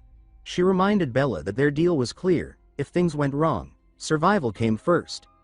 Varian's power was far beyond anything they could handle. Even as Ariel protested, her spell finally collapsed. The impact sent a painful shock through her body, but Bella immediately filled the gap. Her translucent barrier flared up, matching the black flames with astonishing precision. Bella analyzed the attack in real time, realizing that the spell wasn't invincible. It simply required a different magical frequency to counteract. The moment she adjusted her defense, the flames stalled. For the first time, Varian looked genuinely surprised. He shouted in disbelief, demanding to know how a mere student could have deciphered the countermeasure to such an advanced spell. Bella calmly replied that someone special had recently shared some unconventional theories with her, someone whose insights had made every form of magic easier to understand. The realization made Varian's fury explode. He accused her of treachery and demanded the name of his supposed betrayer. With infuriating innocence, Bella refused to answer. She said that her mentor was just a student from the swordsmanship division who enjoyed rambling about crazy ideas. Varian's composure cracked completely. His veins bulged as he screamed, grabbing a blood-red crystal from his coat. He crushed it in his fist, and the imprisoned souls inside howled as they were consumed by his spell. The gluttony flames swelled monstrously, morphing into a living inferno with a grotesque, hungry face. Though the sight was horrific, Bella admitted that his magic, in a purely technical sense, was magnificent. Still, she could feel her mana draining fast. Bradley estimated she could hold the barrier for maybe a minute longer. Ariel, realizing this, switched to offense. Using her divine eye, she scanned the flow of magic and spotted a vulnerable point where the energy thinned. If she could project her mana just beyond Bella's barrier, she might land a decisive blow. Threads of luminous mana coiled around her fingers and shot toward the weak spot, but the flames devoured them instantly. Varian mocked her pitiful attempt, laughing that her offensive power was as weak as her convictions. Gray remembered hearing that Professor Ariel's specialty was not attack spells but perception. Against a spell that fed on energy, even her most focused strikes would only make it stronger. Bella's stamina was fading. Her arms trembled as the barrier began to waver. Ariel's expression darkened. This was exactly why she had wanted them to run. With no other choice, Gray stepped forward. Bella questioned how he planned to reach Varian through the raging storm of magic. Gray, unfazed, said that he could handle it. Ariel immediately understood what he intended and shouted for him to stop. She warned that using his mysterious power again could destroy his healing arm, or even kill him outright. But Gray saw no alternative. One of them had to end this, and he would rather die alone than watch them both perish. In an instant, he moved. His body blurred through the roaring fire, a burst of crimson light illuminating the room. The gluttony flame split open as if cleaved by the will of a god. Varian barely had time to comprehend what had happened. The last thing he saw was Gray's blood-streaked sword flashing before his eyes, followed by the sharp separation of his own head from his shoulders. Just like that, the infamous Professor Varian Bradley met his end, executed on the spot for his countless crimes. And the young man who struck him down, bleeding yet unbroken, was the one destined to alter the course of history forever. Blood streaked the crimson hall, splattering the walls as two figures stood amid the wreckage. Bella lifted her gaze, lips parting in shock as she muttered a stunned sound. The cloaked body before them crumpled and skidded across the floor, leaving a slick trail behind. Professor Ariel adjusted her monocle, eyes narrowing to razor points, and admitted that it was her first time seeing the real thing with her own eyes. Then added, with measured disbelief, that the sight was staggering. The ceiling above them groaned. Blue slashes had carved into the vaulted stone, forming a fractured grid that began to collapse. Pebbles rained first, then heavy chunks of rubble. Bella flinched back and cried out in alarm, glancing upward just as the red-haired professor stepped forward. Her heels clicked sharply against the floor. With a flick of her wrist, crimson sigils spiraled into a glowing lattice, catching the tumbling debris mid-air and lowering it aside with surgical precision. Exhaling, she rubbed her temple and admitted that the result had far exceeded her expectations. Her gaze then flicked toward the dark-haired boy, voice softening as she asked if his body was holding up. Gray flexed his right hand, feeling a dull ache pulse up his arm, and replied that it hurt quite a bit, numb too, but still functional. Ariel assessed his stance and remarked that his training was clearly paying off. He nodded slightly, conceding that it seemed that way. His mind drifted back to his past self back in the village. Back then, he thought, an impact like that would have left him bedridden for days. Now, it only left his arm throbbing. He allowed himself a faint smile, realizing that his training had truly paid off. Memory flickered through him. His stern white-haired mentor laughing, insisting that once the fundamentals were mastered, any weapon could be wielded naturally. He gripped his cracked sword and met Ariel's gaze in silence. Then, lowering his head, she thanked him for saving them and apologized for forcing him to use that power. He waved it off, saying that she shouldn't worry. After all, he was the one who insisted they confront Varian Bradley. She expressed quiet gratitude, then added a warning. She told him not to use that mysterious power again for a while, or the damage might become permanent. The numbness still lingered in his arm, so he bowed his head and agreed. Gray cleared his throat and awkwardly apologized as Bella approached, eyes wide with curiosity. She asked if what he had just used was some kind of magic, noting that she hadn't sensed any ether. She added that such power couldn't possibly be explained by ordinary magic. Ariel's monocle gleamed as she turned, her tone firm but calm, saying she would prefer if Bella didn't investigate further, or mention what she had seen. The younger mage faltered, confused, asking why. Ariel's expression hardened. Scarlet light danced across her palm as she said that if Bella couldn't promise silence, she would be forced to erase her memories. Bella quickly agreed, nervous but resolute, and asked if a magic contract would suffice. Ariel accepted. Runes shimmered between them, quills etched their names, and the pact was sealed. Bella exhaled shakily and asked what they should do next, glancing at the unconscious victims scattered across the floor. She suggested tending to them before anything else. Ariel knelt beside one of the bodies, checked the pulse, and observed that the captives were only under a deep magical sleep. She explained that while they weren't in immediate danger, they should still be transferred to the Academy's medical facilities. With a few practiced gestures, she cast golden barriers around each victim, ensuring their protection for now. Then she turned toward the darkened hallway, announcing that it was time to move deeper into the facility. As they advanced, their footsteps echoed through rows of glass vats and metal instruments. Bella murmured that seeing this place again still felt unreal. Ariel's expression darkened. She said that countless illegal experiments had clearly taken place here, most involving human sacrifice to forge magical catalysts or enhance mana capacity. She frowned, noting that there were no records or evidence of research tied to the liquidator. Perhaps, she speculated, those studies were conducted elsewhere. Behind them, Gray slowed. Something about this didn't add up. In his past life, this was the site of a catastrophic event that wiped out tens of thousands, but the area now looked too clean, too controlled. He thought that the mere creation of catalysts couldn't have caused such devastation. His eyes dropped to the ground as a memory surfaced. Poisonous miasma rising from beneath the earth. His heart clenched. Could something be hidden below? Ariel noticed his distraction and asked what was wrong. Bella called his name, but Gray remained deep in thought, scanning the floor. He suggested that whatever caused the disaster might lie underground. Ariel narrowed her eyes, studying the cracked tiles. After a moment, she murmured that she couldn't detect any hidden passages. Then her monocle flashed. She moved toward a bloodstained section of floor near a fallen cloak, knelt, and said that she could sense faint traces of short-range teleportation magic. Scarlet symbols pulsed under her fingertips. She theorized that an access point below might only be reachable through teleportation. Judging by the energy residue, she estimated the distance at roughly 300 meters. Gray frowned, asking if that meant something existed far beneath them, and if they could reach it. Ariel said that she could open a similar gate and proposed that they try. She summoned a towering crimson array that spread beneath their feet.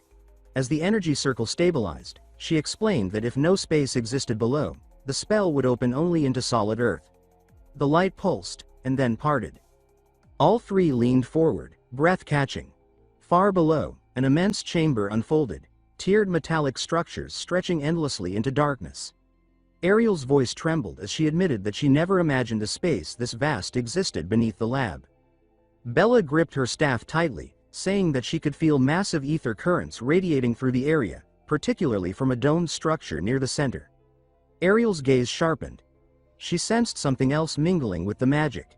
A foreign energy, vast and overwhelming, unlike anything she'd encountered. Sweat trickled down her temple as she confessed that its magnitude was beyond comprehension. Gray's eyes fixed on the dome, and he quietly wondered if the foreign power could be what he feared. Ariel gave a single, grim nod and declared that it was indeed the Liquidator's power. They descended the spiraling steps toward the massive domed structure, the air thick with static hums and violet haze. At the base, a narrow slit of metal gleamed on the curved wall. Gray stepped forward, studying it, and remarked that it looked like a door. His brow furrowed as he tilted his head toward the ceiling, where a stone slab embossed with a sigil hovered above. Again, he muttered, puzzled, that it was a door. Professor Ariel's monocle glinted as her gaze swept across the vast chamber. She murmured thoughtfully, confirming that the power they were tracking was definitely emanating from here. Yet, she added, there was no trace of the Liquidator's presence. Bella, clutching her staff, looked uncertain and asked whether tampering with it was wise. Ariel told her to stay calm, tracing the seam of the metal slit with her fingers. She explained that the door itself held no power. It was merely symbolic, a part of the ritual's outer shell. Casting a quick glance over her shoulder, she asked if they understood what that meant. She paced the chamber's perimeter, eyes darting toward the glowing conduits snaking across the floor and the crystal pylons humming softly. The real energy wasn't in the door, she said, but in the network surrounding it. Violet liquid pulsed through the glass columns, and lightning sparked within. A second later, the runes etched into the floor flared to life, and a blinding red ritual circle blazed open around the central pedestal. Wind tore through the room. Gray shielded his face, shouting in alarm, asking what was happening, and whether Ariel was trying to summon the Liquidator herself. Bella winced, her voice tense as she said the magic felt unstable, urging that they should shut it down before it was too late. Ariel, however, kept her composure, circling the pulsing array. She told them not to interfere, explaining that her calculations showed the structure wasn't capable of summoning the Liquidator. A sharp crack fractured the air. The very fabric of space rippled, forming spiderweb fissures above the circle. Gray looked up, exclaiming that the space was tearing apart. Bella cried out for the professor. But before panic could set in, the tremors ceased. The red light dimmed to a flicker, leaving only a faint hum. Both students caught their breath, exchanging bewildered looks. Ariel's gaze settled on the nearest device, its interior glowing a soft pink. She nodded slowly, as if confirming a theory. She explained that the machines weren't designed to call the Liquidator directly. They merely opened a microscopic tear toward its domain, siphoning the residual power that leaked through. Her eyes drifted upward toward the centerpiece. A crystallized core suspended by chains, faintly pulsing with a sickly light. She added that the core's construction relied on human lives, used as the medium for crystallization. Following her gaze, Gray and Bella stared up at the faceted mass.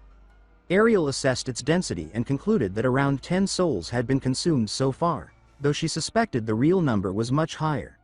Most of the people they found upstairs, she said grimly, were likely harvested as material. Bella's voice quavered as she asked why anyone would go to such horrific lengths. What purpose could justify it? Ariel folded her arms and said that Bella had already seen the answer. She referenced the black flame Varian had wielded earlier, explaining that the gemstone that powered it was an unfinished prototype of these crystals. Standing beneath the suspended core, Ariel elaborated that the resulting catalyst wouldn't be limited to enhancing flames. If mass-produced, the substance could potentially amplify any form of magic to catastrophic levels. Her gaze drifted back to the door as its cracks sealed shut on their own. Gray realized aloud that Varian's goal had never been to summon the liquidator at all.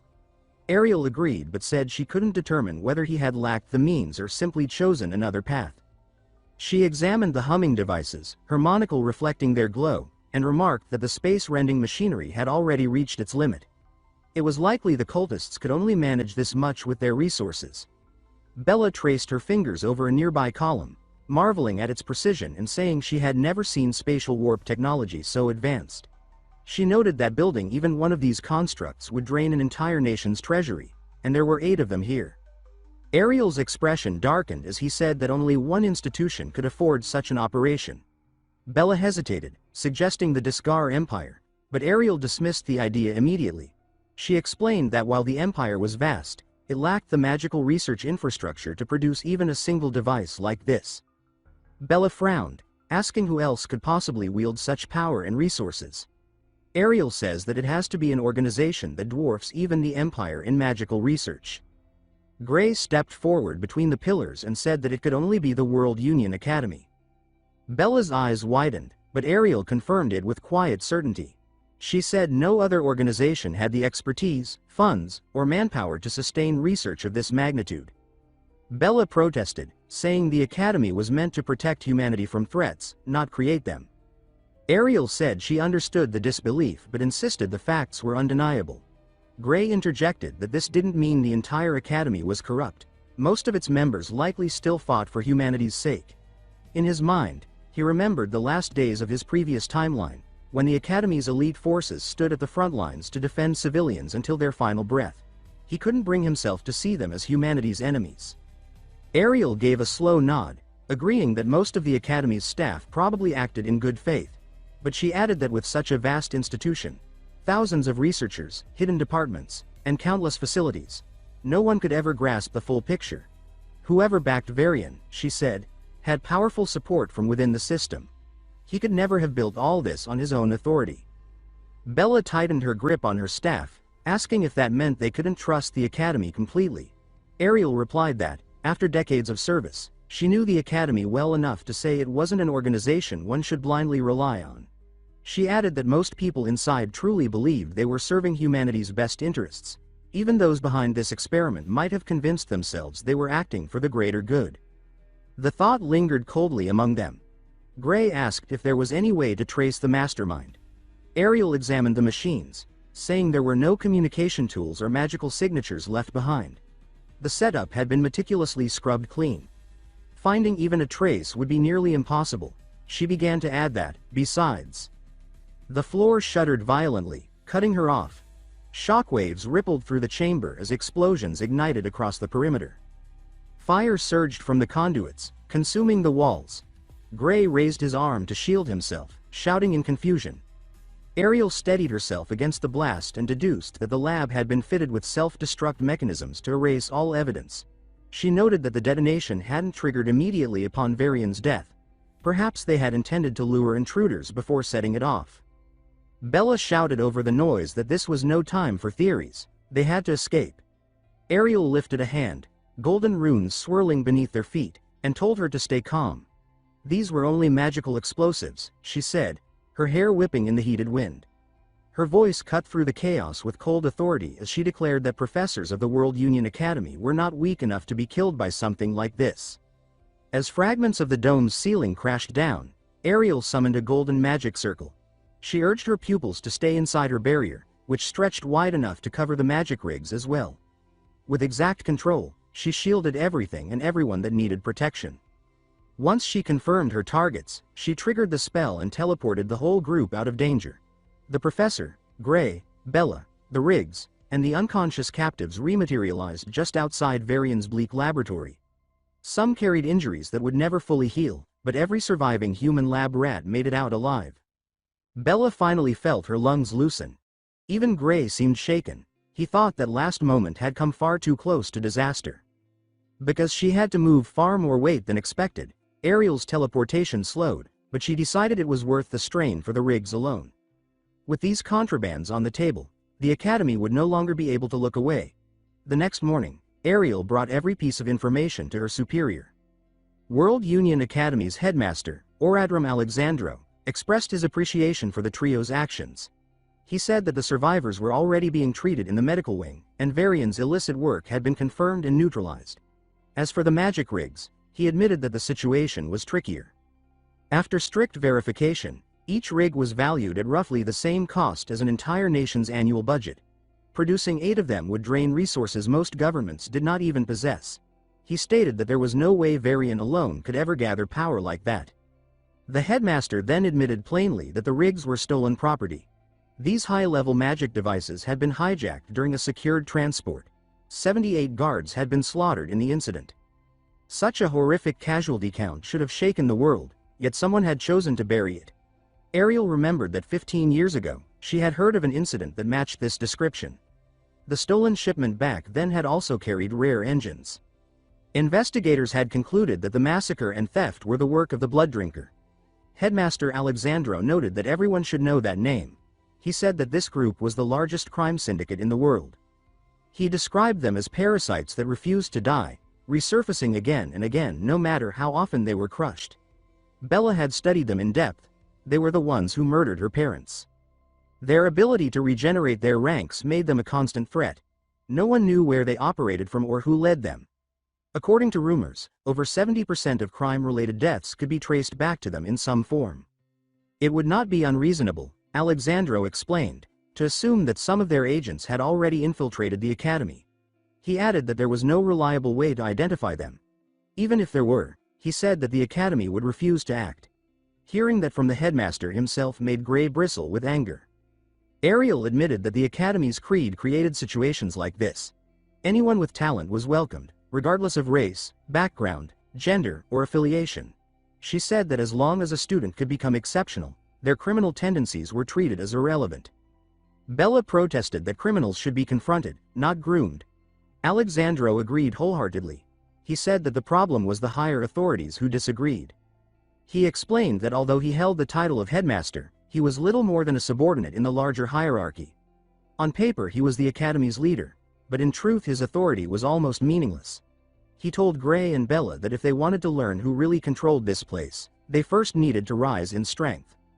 The stronger and more promising they became, the deeper they would be allowed into the academy's inner circles and the more secrets they would hear. He could not reveal names, but he hinted that one upperclassman had enough influence to steer the entire academy's policies.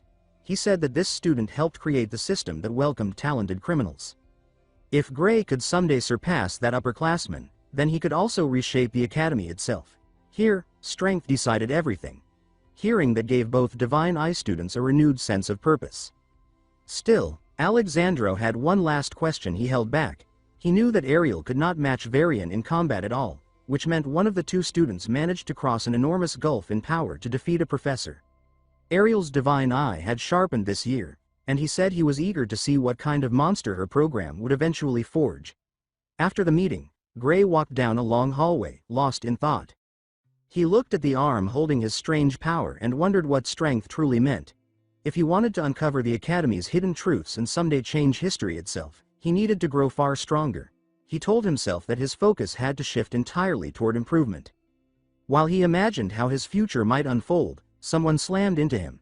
Snapped out of his thoughts, he looked up just in time to see a shoe swinging down toward his face. With no time to dodge, he raised his arms on instinct. The kick launched him several feet back.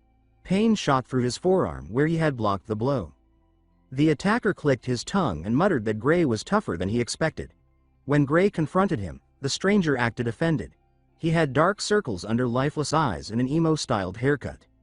He complained that Gray walked around as if he owned the place, even though he was nothing more than a special admission reject. Gray realized this was just another entitled student who resented the special program, though this was the first time someone actually struck him. Gray gripped his blade, ready to retaliate. Emo braced himself as well, but then the second, reject, appeared. He meant Professor Ariel. The emo coward turned and walked off before she could intervene. Once far enough away, he muttered angrily to himself, apologizing for failing to get close to the target. He bit his thumb until blood flowed, seething. He swore quietly that he would send that reject to the afterlife to join Professor Varian when the moment came.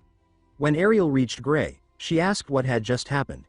Gray explained that some random punk had kicked him for no reason other than walking through the halls. Since no weapons were used and no serious injuries occurred, she told him she could not take official action. Even so, she said he had full permission to chase the guy down and beat the lights out of him if he wanted. She admitted she should not say things like that, but she could always blame her fading eyesight if questioned. Gray did not want to stir up more trouble, so he chose to let it go. The troublesome professor sighed in disappointment. Since they were already on the topic of discrimination, she asked him what it was like to be part of her Divine Eye program. Gray said that insults and rude comments were normal, but this was the first time someone had gotten physical. Hearing what her students endured, Ariel apologized repeatedly for her lack of influence. Gray reminded her that he would not have been admitted at all without her help. He added that he believed Bella and the others would soon prove the program was no mistake. He said he trusted her judgment completely, since all the students she handpicked became respected heroes. His words eased her guilt. She said she was glad he believed in her ability, then told him to toughen up. Among everyone in the Divine Eye group, she said she expected the most from him. Amy White, Leap Muller, and Jacob Bloomfield, the previous special admissions, were destined for greatness. But Gray made her believe someone could surpass ordinary limits entirely. Being compared to future legends made Gray uneasy, but her confidence warmed him. Meanwhile, the mastermind behind Varian's work still lurked somewhere, plotting to summon the Liquidator. Compared to that being, the heroes Gray admired were insignificant. That was why he returned to the past to begin with. He intended to change the world's fate. After dealing with criminals and war crimes, he now had to return to normal student life.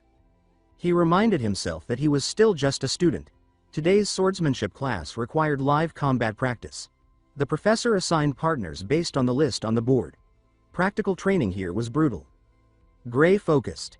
If he failed, everyone would use it as fuel to mock the Divine Eye again. At minimum, he needed to match the class average. Sadly, his opponent made that unlikely. He had been paired with the freshman representative, Leonard Apius. This knockoff Lloyd Forger was currently the top student in swordsmanship. The professor told the class that partners were matched by skill level, so no one should hold back.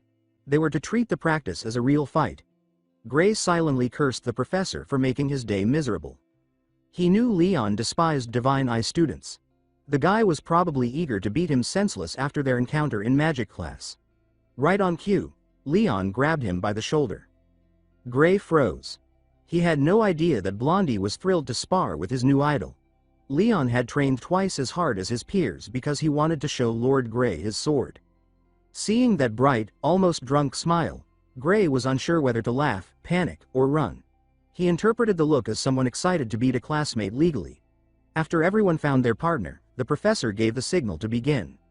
Right away, the sound of steel slamming against steel filled the Colosseum. Leonard charged the instant the match began, sprinting with bullet-like speed. Gray barely managed to lift his blade in time, catching the fierce opening strike. Leon overpowered the block with ease and shoved him back across the stone floor. Blondie pressed forward without giving him a breath. Gray tried to answer with a counter, but Leon's flawless technique shut him down every time. From that brief metallic exchange, Leon openly remarked that Gray's strength impressed him. He said it made no sense that Gray failed regular admission. With their first impressions set, both fighters ramped up their speed. Gray expected to get flattened instantly, but somehow he kept pace. In raw strength, he was completely outclassed. In technique, Leon's polished style embodied the exact definition of perfect textbook swordsmanship pushed to frightening heights. Even with his past life's hard-earned experience and his master's ruthless training, Gray was barely hanging on. Leonard Apius was simply one of those natural-born monsters backed by relentless discipline. As their duel reached its peak, nearly everyone else stopped fighting to watch. Students whispered in surprise when they realized the Divine Eye Kid was matching their number one. Leon looked thrilled. He seemed ready to keep swinging until nightfall. Gray, on the other hand, felt his stamina slipping fast. He silently thanked Professor Hethkett because without that brutal training, he would have collapsed several exchanges ago. Leon didn't even look winded. If this turned into a drawn-out fight, Gray knew he would lose. Thankfully, the professor told them to treat the practical as a real battle, which meant nothing limited them to formal swordplay. When Leon swung with enough intent to split him, Gray dropped into a bizarre stance to slip under the strike. He was practically face down with his rear up. Planting his palm, he pivoted his entire body across the floor. The unorthodox movement caught Leon completely off guard. Instead of trying to win a losing contest in pure swordplay, Gray switched tactics and used his legs to disrupt Leon's balance. He literally swept Blondie off his feet. With Leon floating midair, Gray moved in to capitalize. When their eyes met, Leon finally understood what the professor meant about treating this spar like a real fight for survival. Even falling backward, he refused to let himself lose. In the end, both blades halted inches from each other's throats. Gray stood upright, while Leon had managed to counter from the ground. Gray extended a hand and declared the match a draw. Leon accepted the hand but rejected the draw. He explained that in that final moment, he had only swung on instinct, while Gray had a clear chance to stab him straight through the heart if he wished. Since this was still practice, Gray had shifted his strike out of caution. Saying this with an honest smile, Leon conceded defeat. He added that the exchange taught him the difference between real combat and simple fencing drills. Gray felt guilty about using a trick move in sword class, but Leon insisted that real fights had no rules. He said there was no such thing as cheating when your life was on the line. Then he politely asked for another round. Gray hesitated. His win relied entirely on the surprise of that pivot, and now that Leon had seen it, the odds were stacked heavily against him. Even without counting technique, the stamina gap was simply too massive. Before Gray could refuse, a random NPC stepped into their conversation. The boy claimed that sword class was meant to showcase technique, not trickery.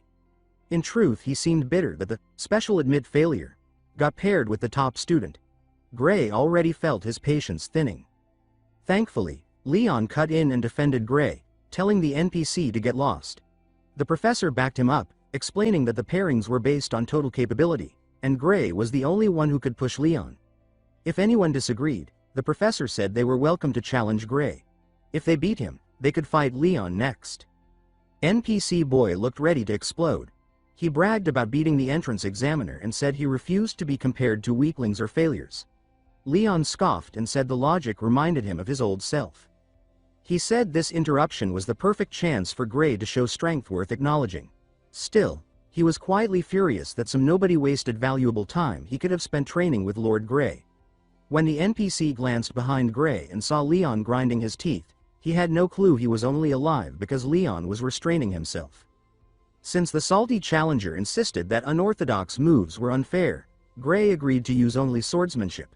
He did not know how strong this guy was, but anyone who passed the exam with high marks should be competent.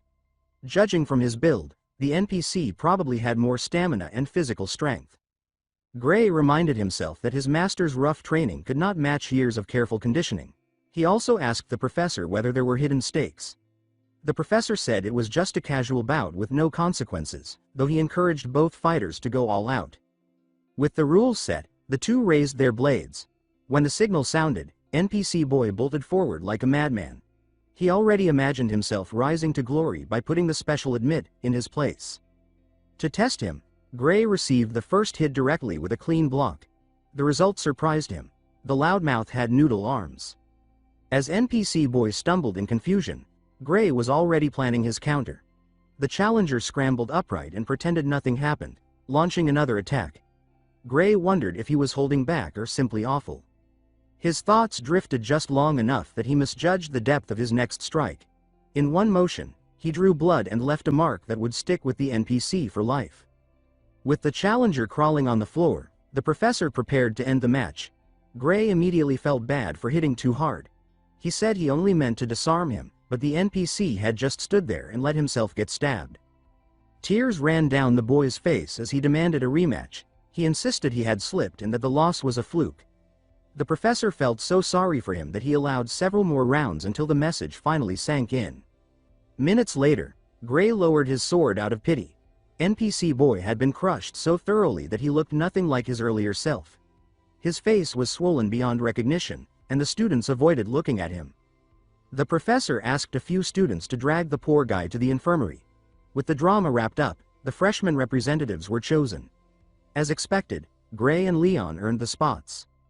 After witnessing earlier events, no one dared object. Not knowing the academy's customs, Gray asked what being a representative meant. Leon explained that the top first years had to challenge the second-year champion in the inter-year battle. In the last 35 years, first years held a perfect record of 0-35, an unbroken streak of losing. The professor said he had a feeling this year might finally be different.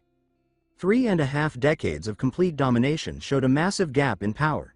Surviving even 1 year in this academy changed people. Losing to upperclassmen had become routine. If a freshman put up a decent fight, that alone was impressive. A victory would become legend. Leon said that being selected was an honor, and they both carried that responsibility. Since few expected a win anyway, the pressure was lighter than Gray imagined. Still, this was his chance to show that a Divine Eye student could stand with the best. In the days that followed, he trained relentlessly. Meanwhile, under the headmaster's leadership, the Academy's faculty meeting addressed Professor Boudreau's new proposal. Resembling the pot of greed, the magic professor suggested removing the Divine Eye student Amy White. Ariel objected immediately.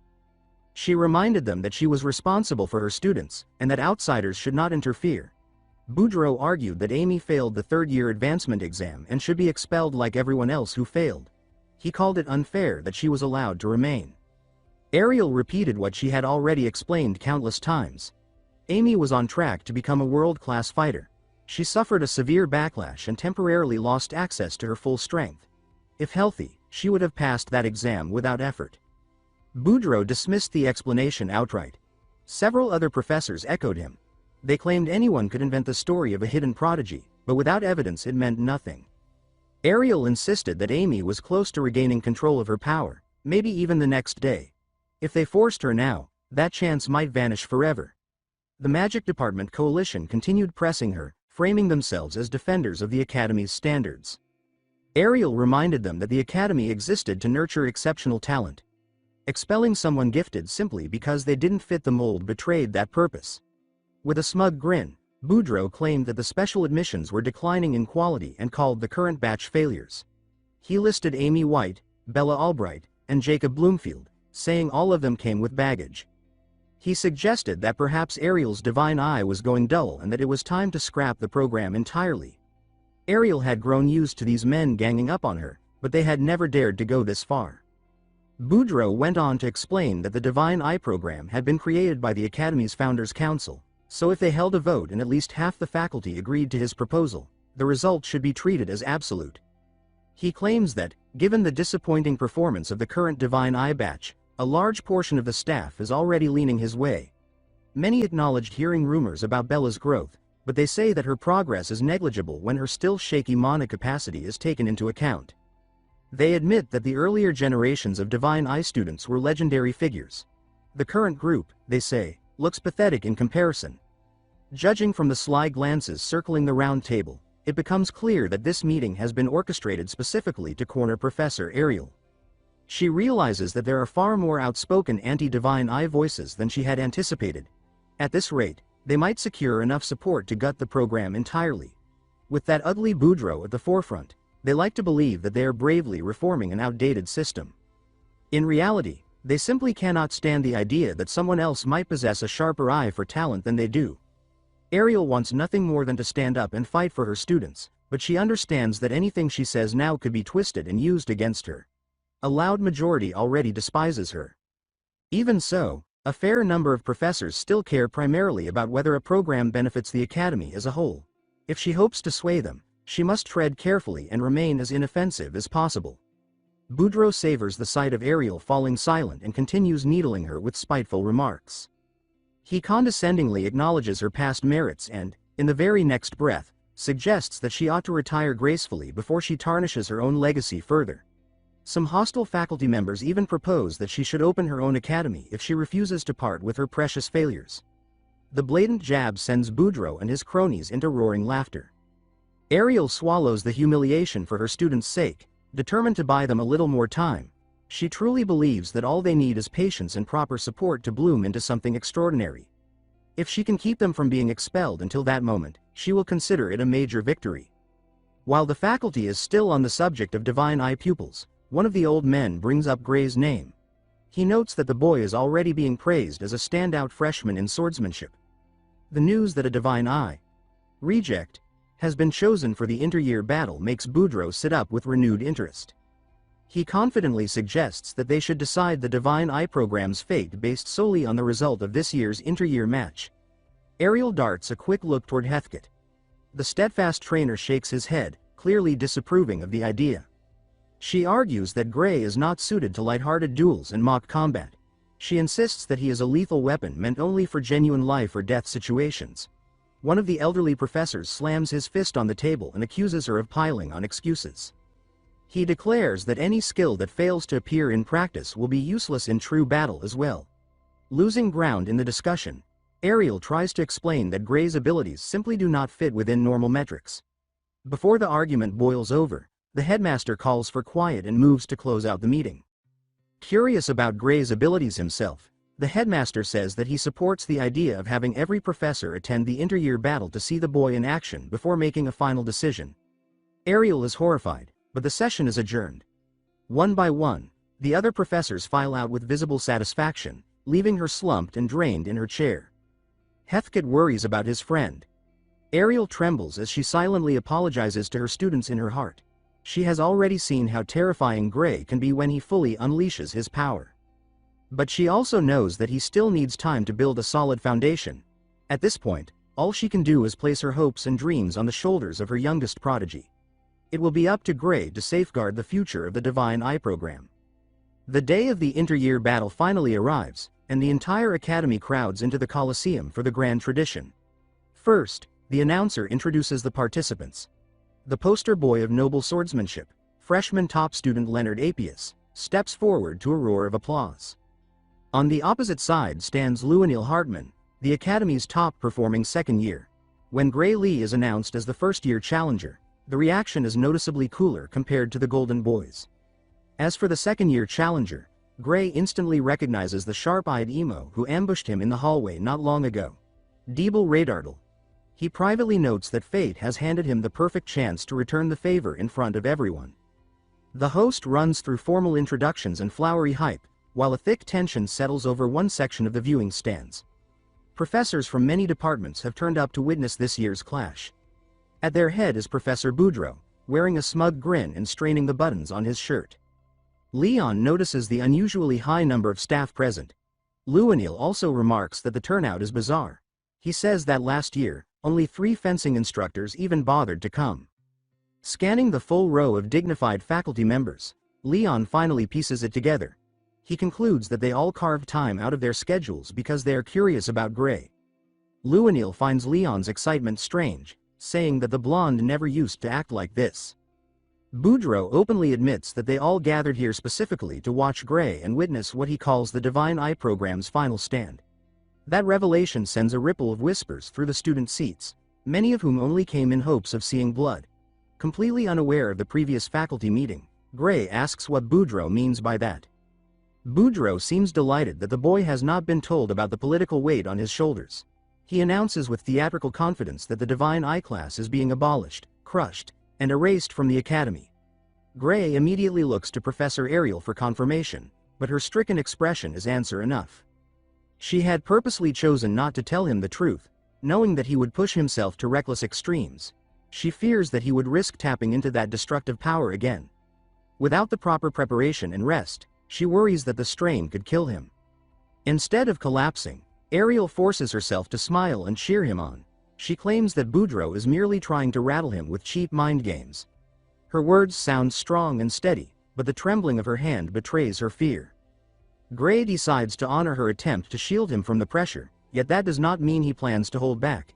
In fact, he quietly resolves to go all out. Boudreaux pouts when his taunts fail to provoke visible panic, but he is clearly eager to watch the freshman embarrass himself. He expects Gray to lose so badly that any undecided professors will finally abandon Ariel's Divine Eye as a useless relic. Since the pompous pig on the balcony refuses to shut up, Gray finally raises his voice. He says that he cannot let blatant insults toward his mentor go unanswered. He does not care what Boudreaux says about him personally. He says that slandering Professor Ariel's judgment is an unforgivable sin. Hearing Gray defend her hits Ariel right in the chest. Boudreaux only scoffs and throws a few lazy insults back, clearly lacking creativity. Gray quietly swears that by the day's end, He will prove Boudreaux wrong. The fat professor loves hurling mockery, but he can never handle it when things do not go his way. The referee steps into the arena and instructs the fighters to separate into their designated corners. Ariel appreciates Gray's composure, but she has no idea what he is planning. She thinks that if he had been matched with the top student Luanil, his irregular, practical sword style might have given him a slim advantage. Instead, he has drawn a nightmare opponent. Deeble Radardal is a strange case. Rumor has it that Professor Varian Bradley personally tampered with the boy's brain, reshaping his reflexes to inhuman speed and turning him into a walking weapon. From Ariel's perspective, this is the worst possible matchup for Gray's sneaky ambush tactics. She thinks that he might have a chance if he resorts to that double-edged technique, but her conscience will not survive the risk if something happens to him. Before the event began, she reassured him that he did not need to worry about her or the program. Gray answered with a confident, wordless smile. The first bout on the schedule is the top student match. Both representatives step forward when called. The arena is already layered with protective wards to prevent fatal injury. Triggering an opponent's safeguard barrier will count as victory, so the fighters are free to move as if they are in a real death match. With all preparations finished, the inter-year bottle's top student showdown officially begins. Leon tried to seize control of the tempo from the opening second, charging in with a roar. Luanil welcomed the aggression, saying that he wanted to test the waters before deciding how seriously to fight. When Leon closed the distance, he unleashed a barrage of sharp, rapid slashes.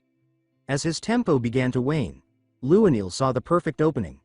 He swung a brutal decapitating strike that hummed through the air but narrowly missed its target.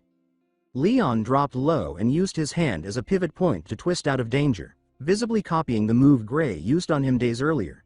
Instead of relying on his rigid, predictable style, he tried to evolve and incorporate trickier options. But he wasn't Lord Gray. He lacked the timing and confidence needed to land something that bold.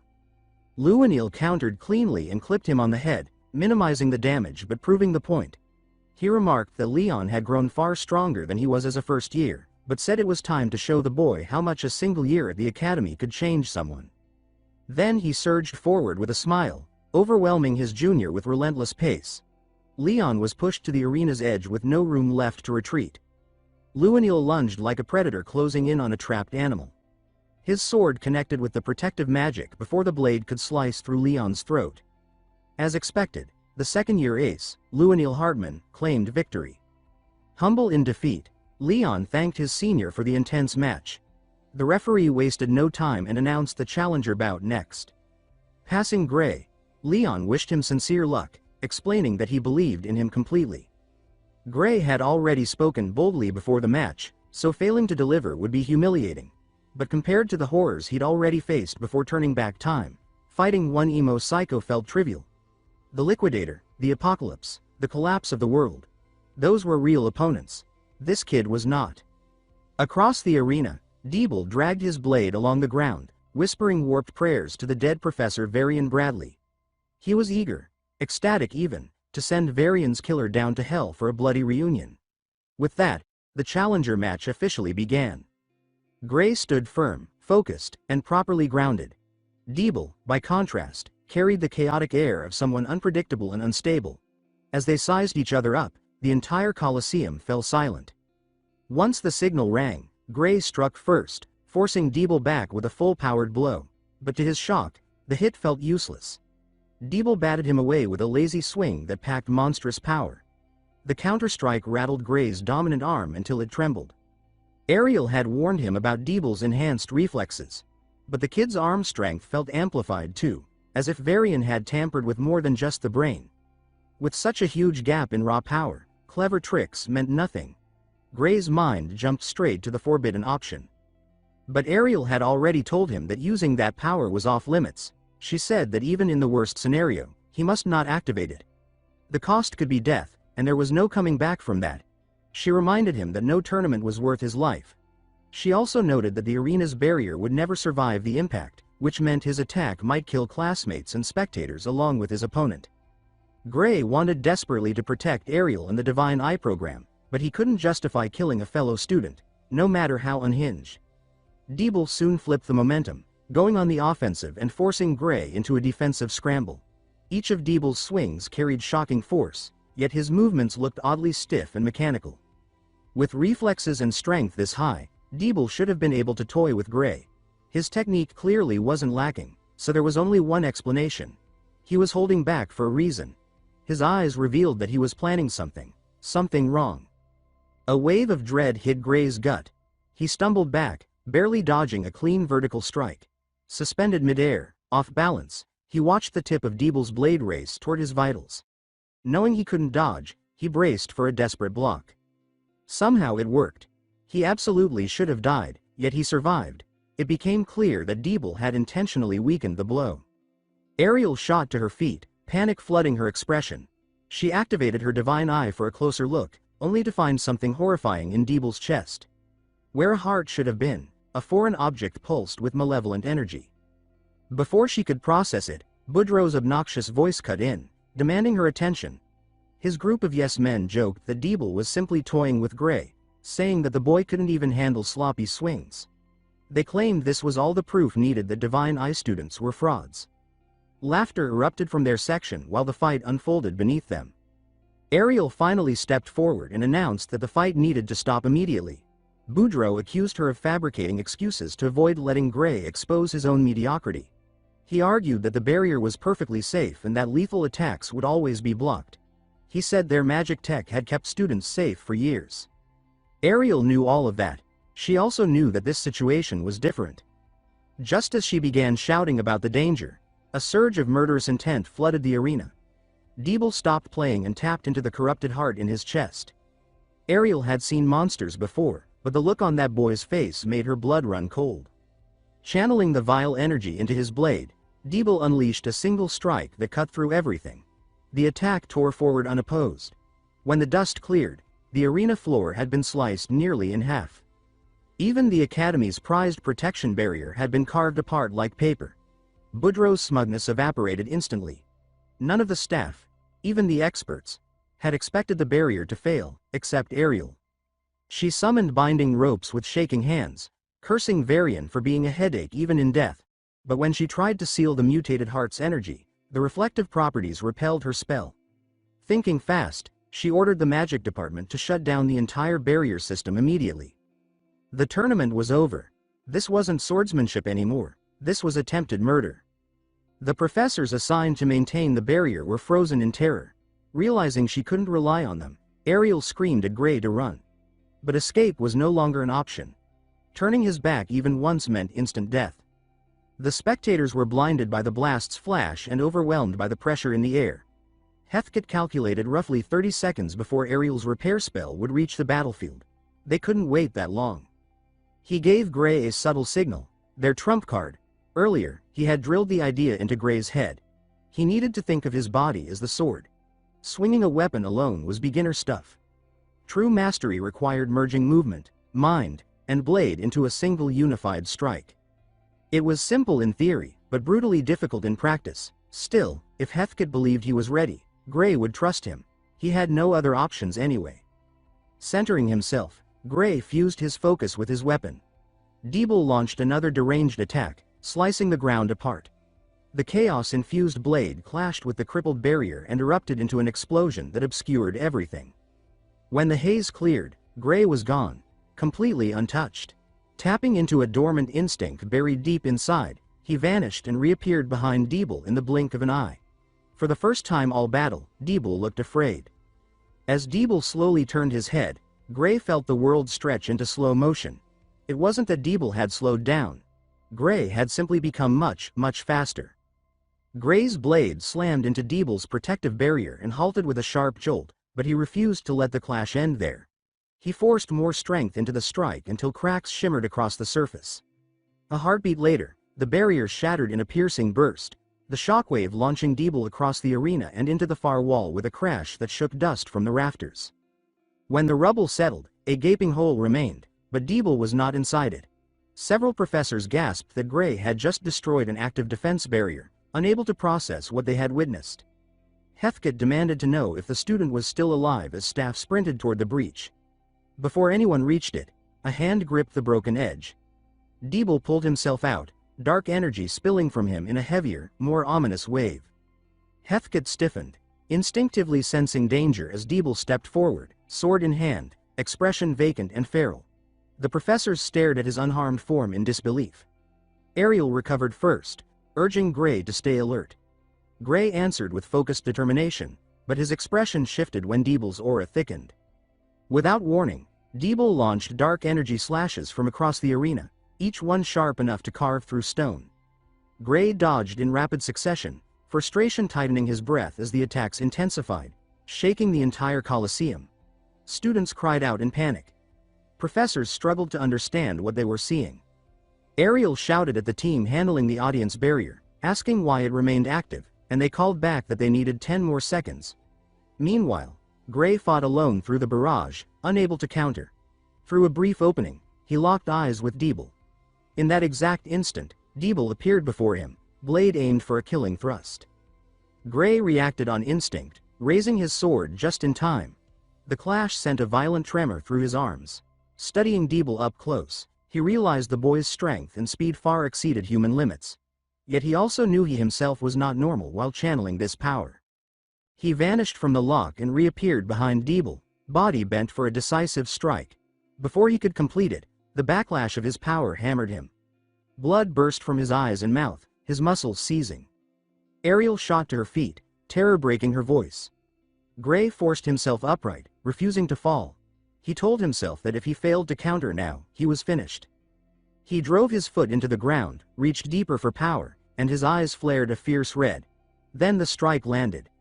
When the motion ended, Deeble's arms were severed, tumbling through the air. Dark ether spewed from the stumps like smoke as Deeble collapsed to his knees, screaming.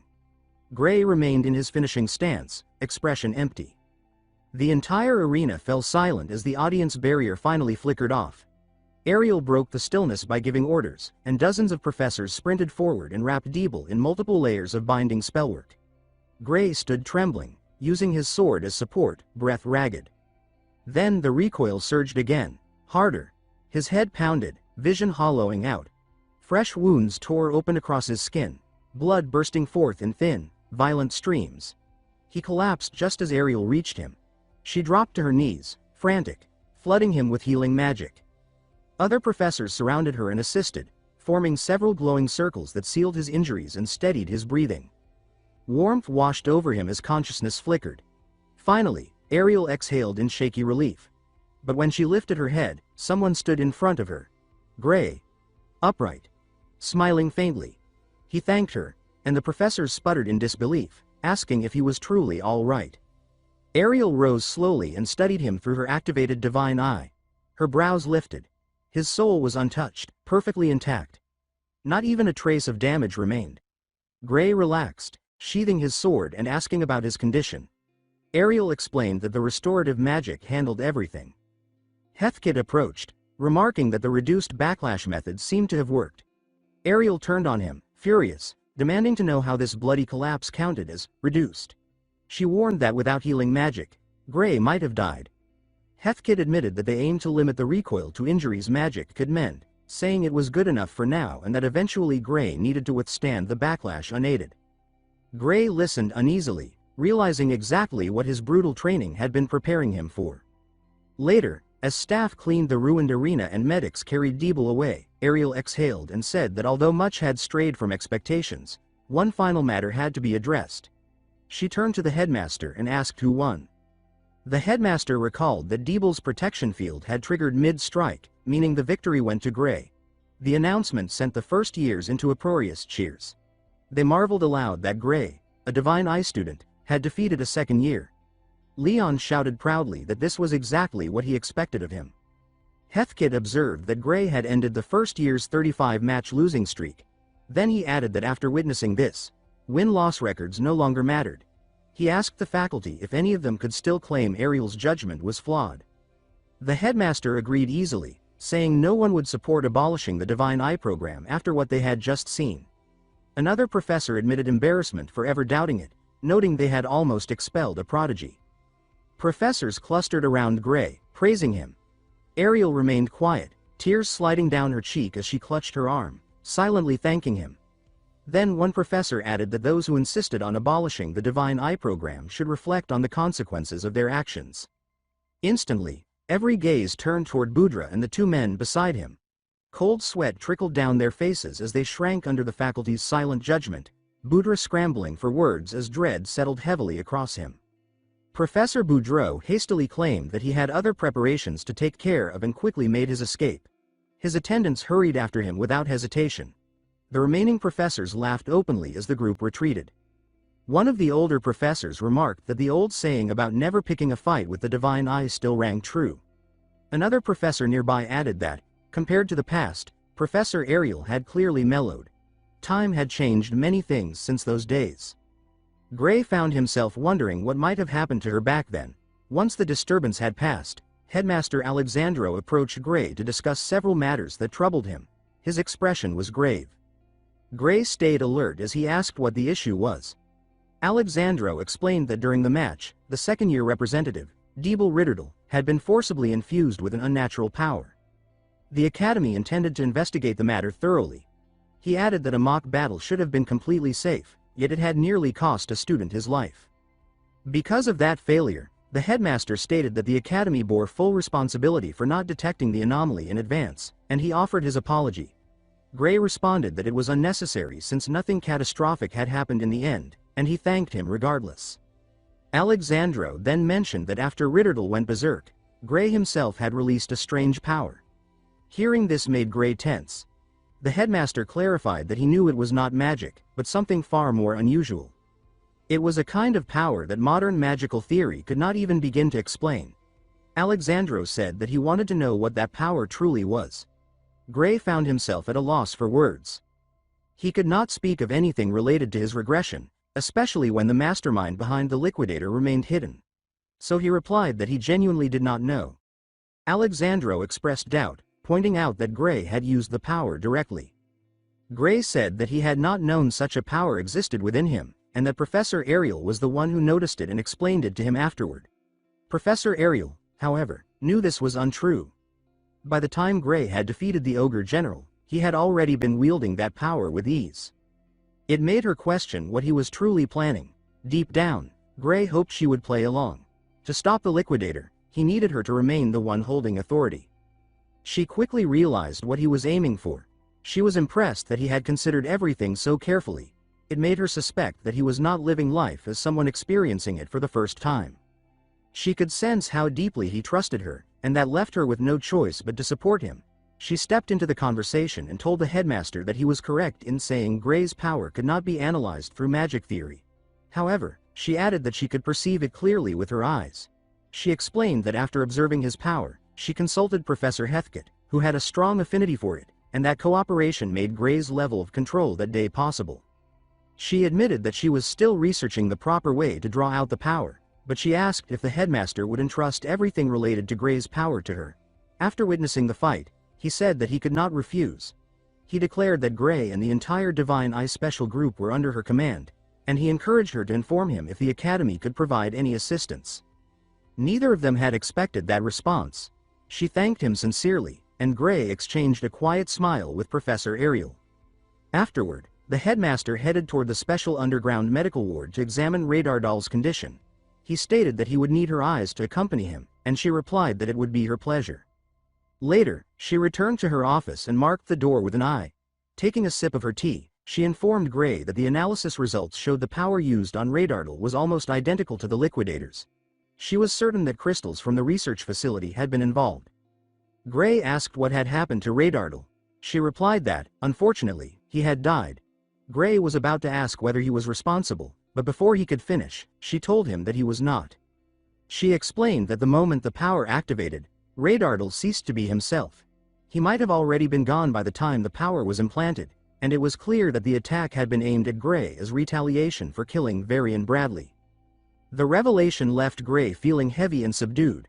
He also realized that if Radardal had been tampered with after Varian's death, then a third party must have been involved. She added that she could sense a much bigger force hiding behind everything.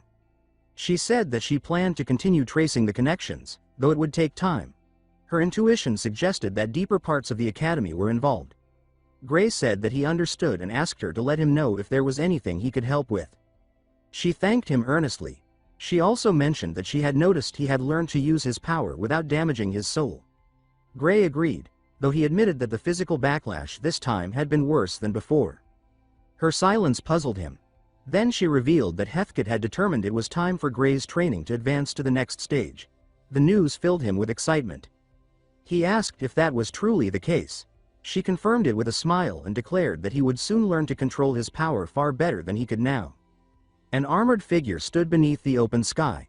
At the center of the field, surrounded by still armored training dummies, stood a lone swordsman. That swordsman was Gray. Professor Heathkit, watching from a distance, stated that the training method was both dangerous and extremely painful. He warned that there were safer alternatives if Gray was willing to take more time, and he asked whether Gray was absolutely certain. Gray answered simply that he was. With that, the training began. Gray closed his eyes and concentrated. He pictured himself as a single blade and tried to recall the sensation from before. A black mist coiled around his sword, gradually transforming into red energy. That same energy spread across his body. Once it settled, he was ready. Gray swung his sword in one clean motion, and the red energy tore through the armored dummies, shattering them instantly. The crimson slash ripped onward, sending fragments flying through the air. He dashed across the field, striking in every direction as more dummies were destroyed. When the rampage ended, Gray burst out from the center, leaving only wreckage behind him. The professors were stunned by his speed. They could hardly believe what they had seen, yet admiration was clear on their faces. Professor Heathkit, however, frowned slightly as his brows drew together. Gray charged toward the opposite side of the training ground. The moment he pushed himself to continue, blood suddenly burst from several parts of his body. He glanced over his shoulder and swung his sword toward the armored dummies behind him. His steps faltered, and he collapsed face first onto the ground. The professors in white robes stationed nearby reacted instantly, activating recovery magic. A green mist enveloped Gray's body as the spell took effect. He remained unconscious for a short while. After a few moments, however, the wounds had fully closed, and he managed to stand back up. He expressed his thanks to everyone who had helped him. Professor Heathkit stated that Gray had made noticeable progress. He said that Gray was able to maintain the state longer than during the previous attempt. He believed that with repeated training, Gray's body would slowly adapt and learn to withstand the backlash. Gray admitted that he had not noticed the damage at the time because his focus had been absolute. Now, however, he understood just how painful using that power truly was. Professor Heathkit approached him and explained that pain and suffering were signs that Gray was pushing beyond his limits. At the same time, he acknowledged that the training itself was extreme. Whether Gray chose to continue or stop was entirely his decision. Gray stated firmly that he wanted to keep going. He shifted back into a combat stance, preparing for another attempt. Before he could move, someone arrived and ordered them to stop. It was Professor Ariel. She reminded them that the training was restricted to once per day. Gray argued that his body had already been healed, and because of that, his soul would not suffer damage. She replied that physical wounds could indeed be treated with recovery magic. However, she warned that if he continued to strain himself before fully stabilizing, his senses could become distorted when swinging a sword. She added that she trusted him to understand that risk better than anyone. Gray was reminded of his hands before his regression. In his previous life, he had been bullied, and lingering injuries from childhood had permanently hindered his swordsmanship. Professor Heathkit commented that he felt relieved hearing that. Even he admitted that he would hesitate to undergo such training more than once a day. Professor Heathkit dropped a piece of armor, and it crashed heavily into the ground, emphasizing its weight. Gray responded that he understood the concern. One of the professors in white robes then asked why Gray was in such a rush to become stronger when he was already far beyond ordinary students. Professor Ariel stated that the blame lay with her. She explained that she had drawn Gray into a confrontation with Professor Varian, and because of that incident, those working behind Varian now regarded Gray as an enemy. She added that the situation with Radartle was only the beginning. She revealed that there were individuals operating in the shadows of the academy, possibly even the criminal group Blooddrinker, who had stolen magic catalysts for Varian. Because of that, even isolating Gray in a heavily guarded area would not guarantee his safety. In the end, becoming stronger was the only reliable way for him to survive. She expressed her remorse toward him. Gray responded that it was nothing to feel guilty about, as stopping the liquidator experiment had been his own decision. He stated that he was determined to put an end to it no matter the cost.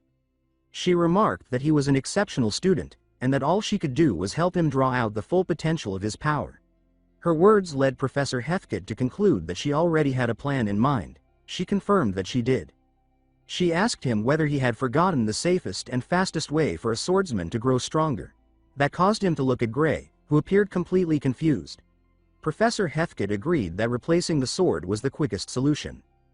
Gray could not understand their meaning, since the Academy-issued sword was supposed to be a high-grade custom weapon. Professor Ariel explained that it was normally more than sufficient for a first-year student. Unfortunately, it could not endure the power Gray was using. Professor Heathcote agreed with her assessment. She added that no ordinary weapon could withstand that level of force. Because of that, she intended to take Gray to her vault. Professor Heathcote reacted with disbelief, reminding her that she was considering giving a student one of the weapons stored there. She replied calmly that it would be fine. She inserted a key into empty space and turned it, causing light to gather and form a glowing shape. As she stated that Gray had earned the right, it was clear that he was stunned by the sight before him. A rift opened in the air, and she instructed him to follow her. Gray entered last. His eyes widened as soon as he stepped inside. Mountains of gold and countless treasures lay scattered in every direction. They moved through the long corridors toward the sword section. While the two professors continued walking ahead, Gray stood rooted in place, staring around him in silent disbelief. After a moment, he forced himself to follow, and they eventually reached the area where weapons were displayed, intending to find something suitable for him. The moment he arrived, he felt overwhelmed by the sheer number of swords surrounding him. He remarked that no matter where he looked, every single blade radiated danger. Professor Heathcote responded with pride, stating that no sword collection in the world could compare to this one. Professor Ariel understood how overwhelming the choice must be. Ideally, she wanted Gray to test every sword at full strength, but because of the nature of his power, only one sword could be tested per day. In the end, she decided to narrow the selection and have him try a few carefully chosen options, one at a time. She began with the sharpest sword in the vault. Gray commented that it felt unusually heavy in his hands. She agreed, explaining that while it carried significant weight, its cutting ability was exceptional. She produced a thick log for testing. Gray positioned himself, shifting his weight into his grip, raising the sword high before bringing it down in a single strike. The impact cracked the stone floor beneath him. The slash was clean and powerful, splitting the log neatly in half. Gray stared at the result in disbelief. Professor Ariel commented that although the sword possessed tremendous power, it was too heavy to be practical in real combat. Professor Heathcote agreed, adding that even the sharpest blade was useless if Gray could not land a hit. Still, he noted that owning such a weapon would not hurt. Against massive, slow-moving enemies such as divine beasts or even fortified structures, the sword would be extremely effective. Professor Ariel added that she would give Gray a magic storage pouch so he would not need to carry it openly and risk it interfering with his movement, as long as it remained stored. Gray realized immediately that this was not a weapon he could casually lend to others. She stated that it was better than letting the sword sit unused, and she would rather place it in the hands of someone capable. She then posed a question to him. When he had faced Varian, the one responsible for summoning the Liquidator, could he truly claim he would not regret lacking this sword in that moment? The question forced him to pause. He recalled the hopelessness of his previous life, when he believed his existence made no difference no matter how hard he trained. His expression hardened as he sincerely thanked her for entrusting him with the blade. Professor Heathcote then warned him not to reveal the sword to others unless he intended to use it. Gray asked for the reason. Heathcote explained that its market value exceeded 10 billion, no less than 10,000 gold coins. Gray's eyes widened, his jaw nearly dropping. He immediately told Professor Ariel that he could not accept something so valuable, but she calmly replied that she did not accept returns. She clarified that she was not lending the sword, but giving it to him outright. She explained that if it were only borrowed, he would hesitate to use it properly. At first, Gray thought she was joking, but her expression made it clear she was serious. If protecting her divine eye's admission cost only 10 billion, she would gladly pay that price. She said the sword was simply a delayed reward for what he had already accomplished. Gray attempted to protest, but she cut him off, asking whether he truly believed her divine eye's admission was worth less than 10 billion. Intimidated, he quickly answered that it was not. He thanked her again and promised to take good care of the sword. That response finally earned him a satisfied smile. Afterward, she began searching for something more ordinary, a weapon he could depend on during regular battles. Gray admitted that he never imagined her treasury would be this vast. Professor Heathcote responded confidently that it was only natural. After all, no one in the world possessed an eye as sharp as Ariel's divine eye. With it, she could amass as much wealth as she wished. She called Heathcote over and asked which sword he believed would suit Gray best. He scanned the room before pointing out a blade. Gray asked for permission to test it, and she allowed him to proceed. He swung once, then again. He continued chaining strikes together, coordinating them with his footwork. He admitted that the sword was not bad, it was well made, but something about it felt wrong. He wondered if the issue was simply unfamiliarity. Professor Heathcote noticed immediately that the sword did not suit him and moved on to select another. This next blade had been created for experimental purposes, but Heathcote believed it might be a better match. He stopped beside it, and Gray froze the moment he saw it. The sword had a polished silver blade with glowing blue patterns running along its center. It radiated a calm yet razor-sharp presence. Elegant but undeniably powerful, Gray asked what kind of sword it was. Professor Heathcote encouraged him to pick it up. Gray was surprised by how light it felt, though it had no edge at all. Heathcote explained that the sword had been designed for testing new technology rather than combat. It might have lacked sharpness, but its durability was extraordinary. In his opinion, it suited Gray well. Gray asked whether that meant he did not need a sharp blade due to the power he possessed. Heathcote answered that this was exactly the case. He doubted that any sword, regardless of quality, could truly endure Gray's strength indefinitely. If Gray continued to grow stronger, even the weapons in this vault might eventually become nothing more than restraints. If that future awaited him, then a sword that did not rely on an edge might be ideal. Professor Heathcote demonstrated by swinging the sword against a metal log. The log was left dented on every side. Gray stared in shock at the result. Professor Ariel, however, looked unimpressed, knowing Heathcote was simply showing off. She personally believed Gray was still better suited to a proper sword, but she saw no harm in experimentation. She asked if there were any other weapons he wanted to try and even offered to show him different sections if he wished to explore beyond swords. Even so, surrounded by so many blades, Gray only wanted to test more swords. One caught his attention immediately, a blade with a red sheen that looked lighter and stronger than the first. He stated that he wanted to try it and began walking toward it. However, another sword along the path made him stop. A familiar sensation washed over him. He asked Professor Ariel about that blade. She explained that it had been left behind by one of her former students after graduation. It was not famous, but it was exceptionally well crafted. Gray requested permission to test it, and she allowed him. The moment he held it, the sword felt natural, as if it had been made for him. He stepped in front of a training dummy. With almost no visible effort, he sliced it cleanly in half. Both professors were stunned. Gray himself was just as shocked. The sword suited him perfectly. It felt as though he had been wielding it since birth.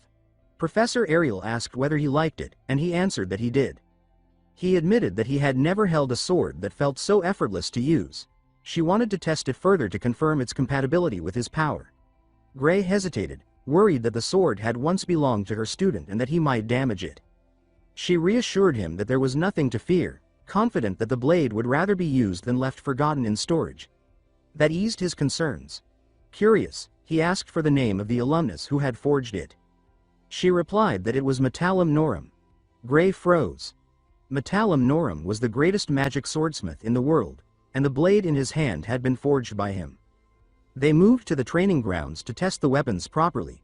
To assess both strength and durability, Professor Ariel instructed Gray to push the blades to their limits. They began with the sword marked by blue patterns. They chose the most unconventional sword first to observe how it interacted with his power. Gray stood at the center of the field, surrounded by training dummies, and began channeling his energy. A red aura formed around his body, but then it abruptly dispersed. He froze in shock and said that he would try again. Slowly, the sword became coated in red light. He focused, attempting to merge himself with the blade and pour his power into it. Once again, the energy scattered. A trace of panic appeared on his face as he realized his power was not activating at all. Professor Ariel approached and asked whether he felt any changes in his physical condition. He replied that he felt no difference. She suspected the sword itself was the issue. Deciding not to force the matter, she set it aside and prepared to test another weapon.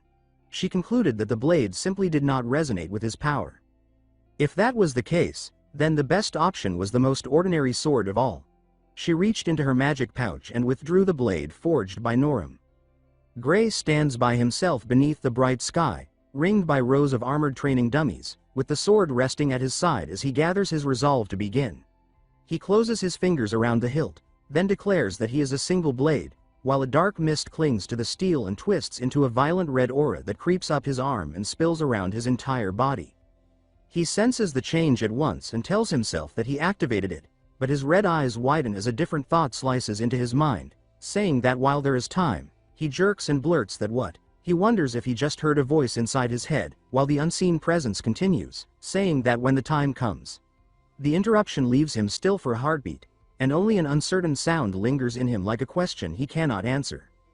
From a distance, Professor Heathcote stands beside Professor Ariel, and he says that triggering his power should not be a problem with that sword. At the center of the field, Gray lowers his stance and says that here he goes. He bursts forward. The first swing rips out with a heavy slash, and crimson lines carve through the air toward the nearest dummy. He thinks that the gripping is the same as before, but because the blade glides with an unnatural ease, the motion blurs into something smooth and relentless. It swings insanely smooth. His joints loosen as if weight has been peeled away from his limbs, and he exclaims to himself that his body feels light. Armor plates explode apart under the red arcs, and chunks of metal and shattered debris kick up as the sword passes. Gray darts through the formation so fast that his strikes overlap, the red trails crossing like a cage around him. On the sidelines, robed onlookers stare hard. One gasps that he is fast, and another admits that he is different from last time. Gray surges again, and his inner voice confesses that it feels like he is flying. A helmet tumbles away and bounces across the ground. Gray skids to a stop amid the wreckage, breathing hard. He pants out, then mutters a confused exclamation. He scans the field as he notices that there are no more targets. His gaze tightens as he thinks that the number of targets is the same as before. He remembers that he could only cut about half of them back then, yet now he recognizes with stunned disbelief that he wiped them all out. From behind, Professor Ariel calls his name Gray. She demands to know how he is still standing. Her face twists with alarm, and she screams that he should drop the sword. The weapon slips free and clatters away as Gray's body folds. He chokes out a pained gaw while dropping to one knee. At once Ariel shouts to cast healing magic, and green light surges over him as the group rushes in. Gray lurches forward while the fading healing glow still clings to his skin, and he lets out a strangled groan, as his knees threaten to give out completely. His palm slaps the ground as he forces himself upright, and he gasps. His breath tears in and out, and through the haze he thinks that his strength is, even as his fingers tremble uncontrollably. Professor Heathcote moves in fast and hooks an arm around Gray to keep him from collapsing, and he warns him that he should not push himself. Gray still sags against him, shaking, and he apologizes. Nearby, Professor Ariel watches the blood on Gray and speaks sharply, saying that losing that much blood will drain his stamina even with healing magic, and she tells him that he should rest for a while. As Gray leans there, Heathcote adds that he broke past a limit he could not before. That is a good sign, he guesses. Professor Ariel continues in a lower, firmer tone, saying that moving without realizing his own condition is dangerous too, and Gray acknowledges that is true. She adds that in actual combat without a dedicated healer, he had better be careful.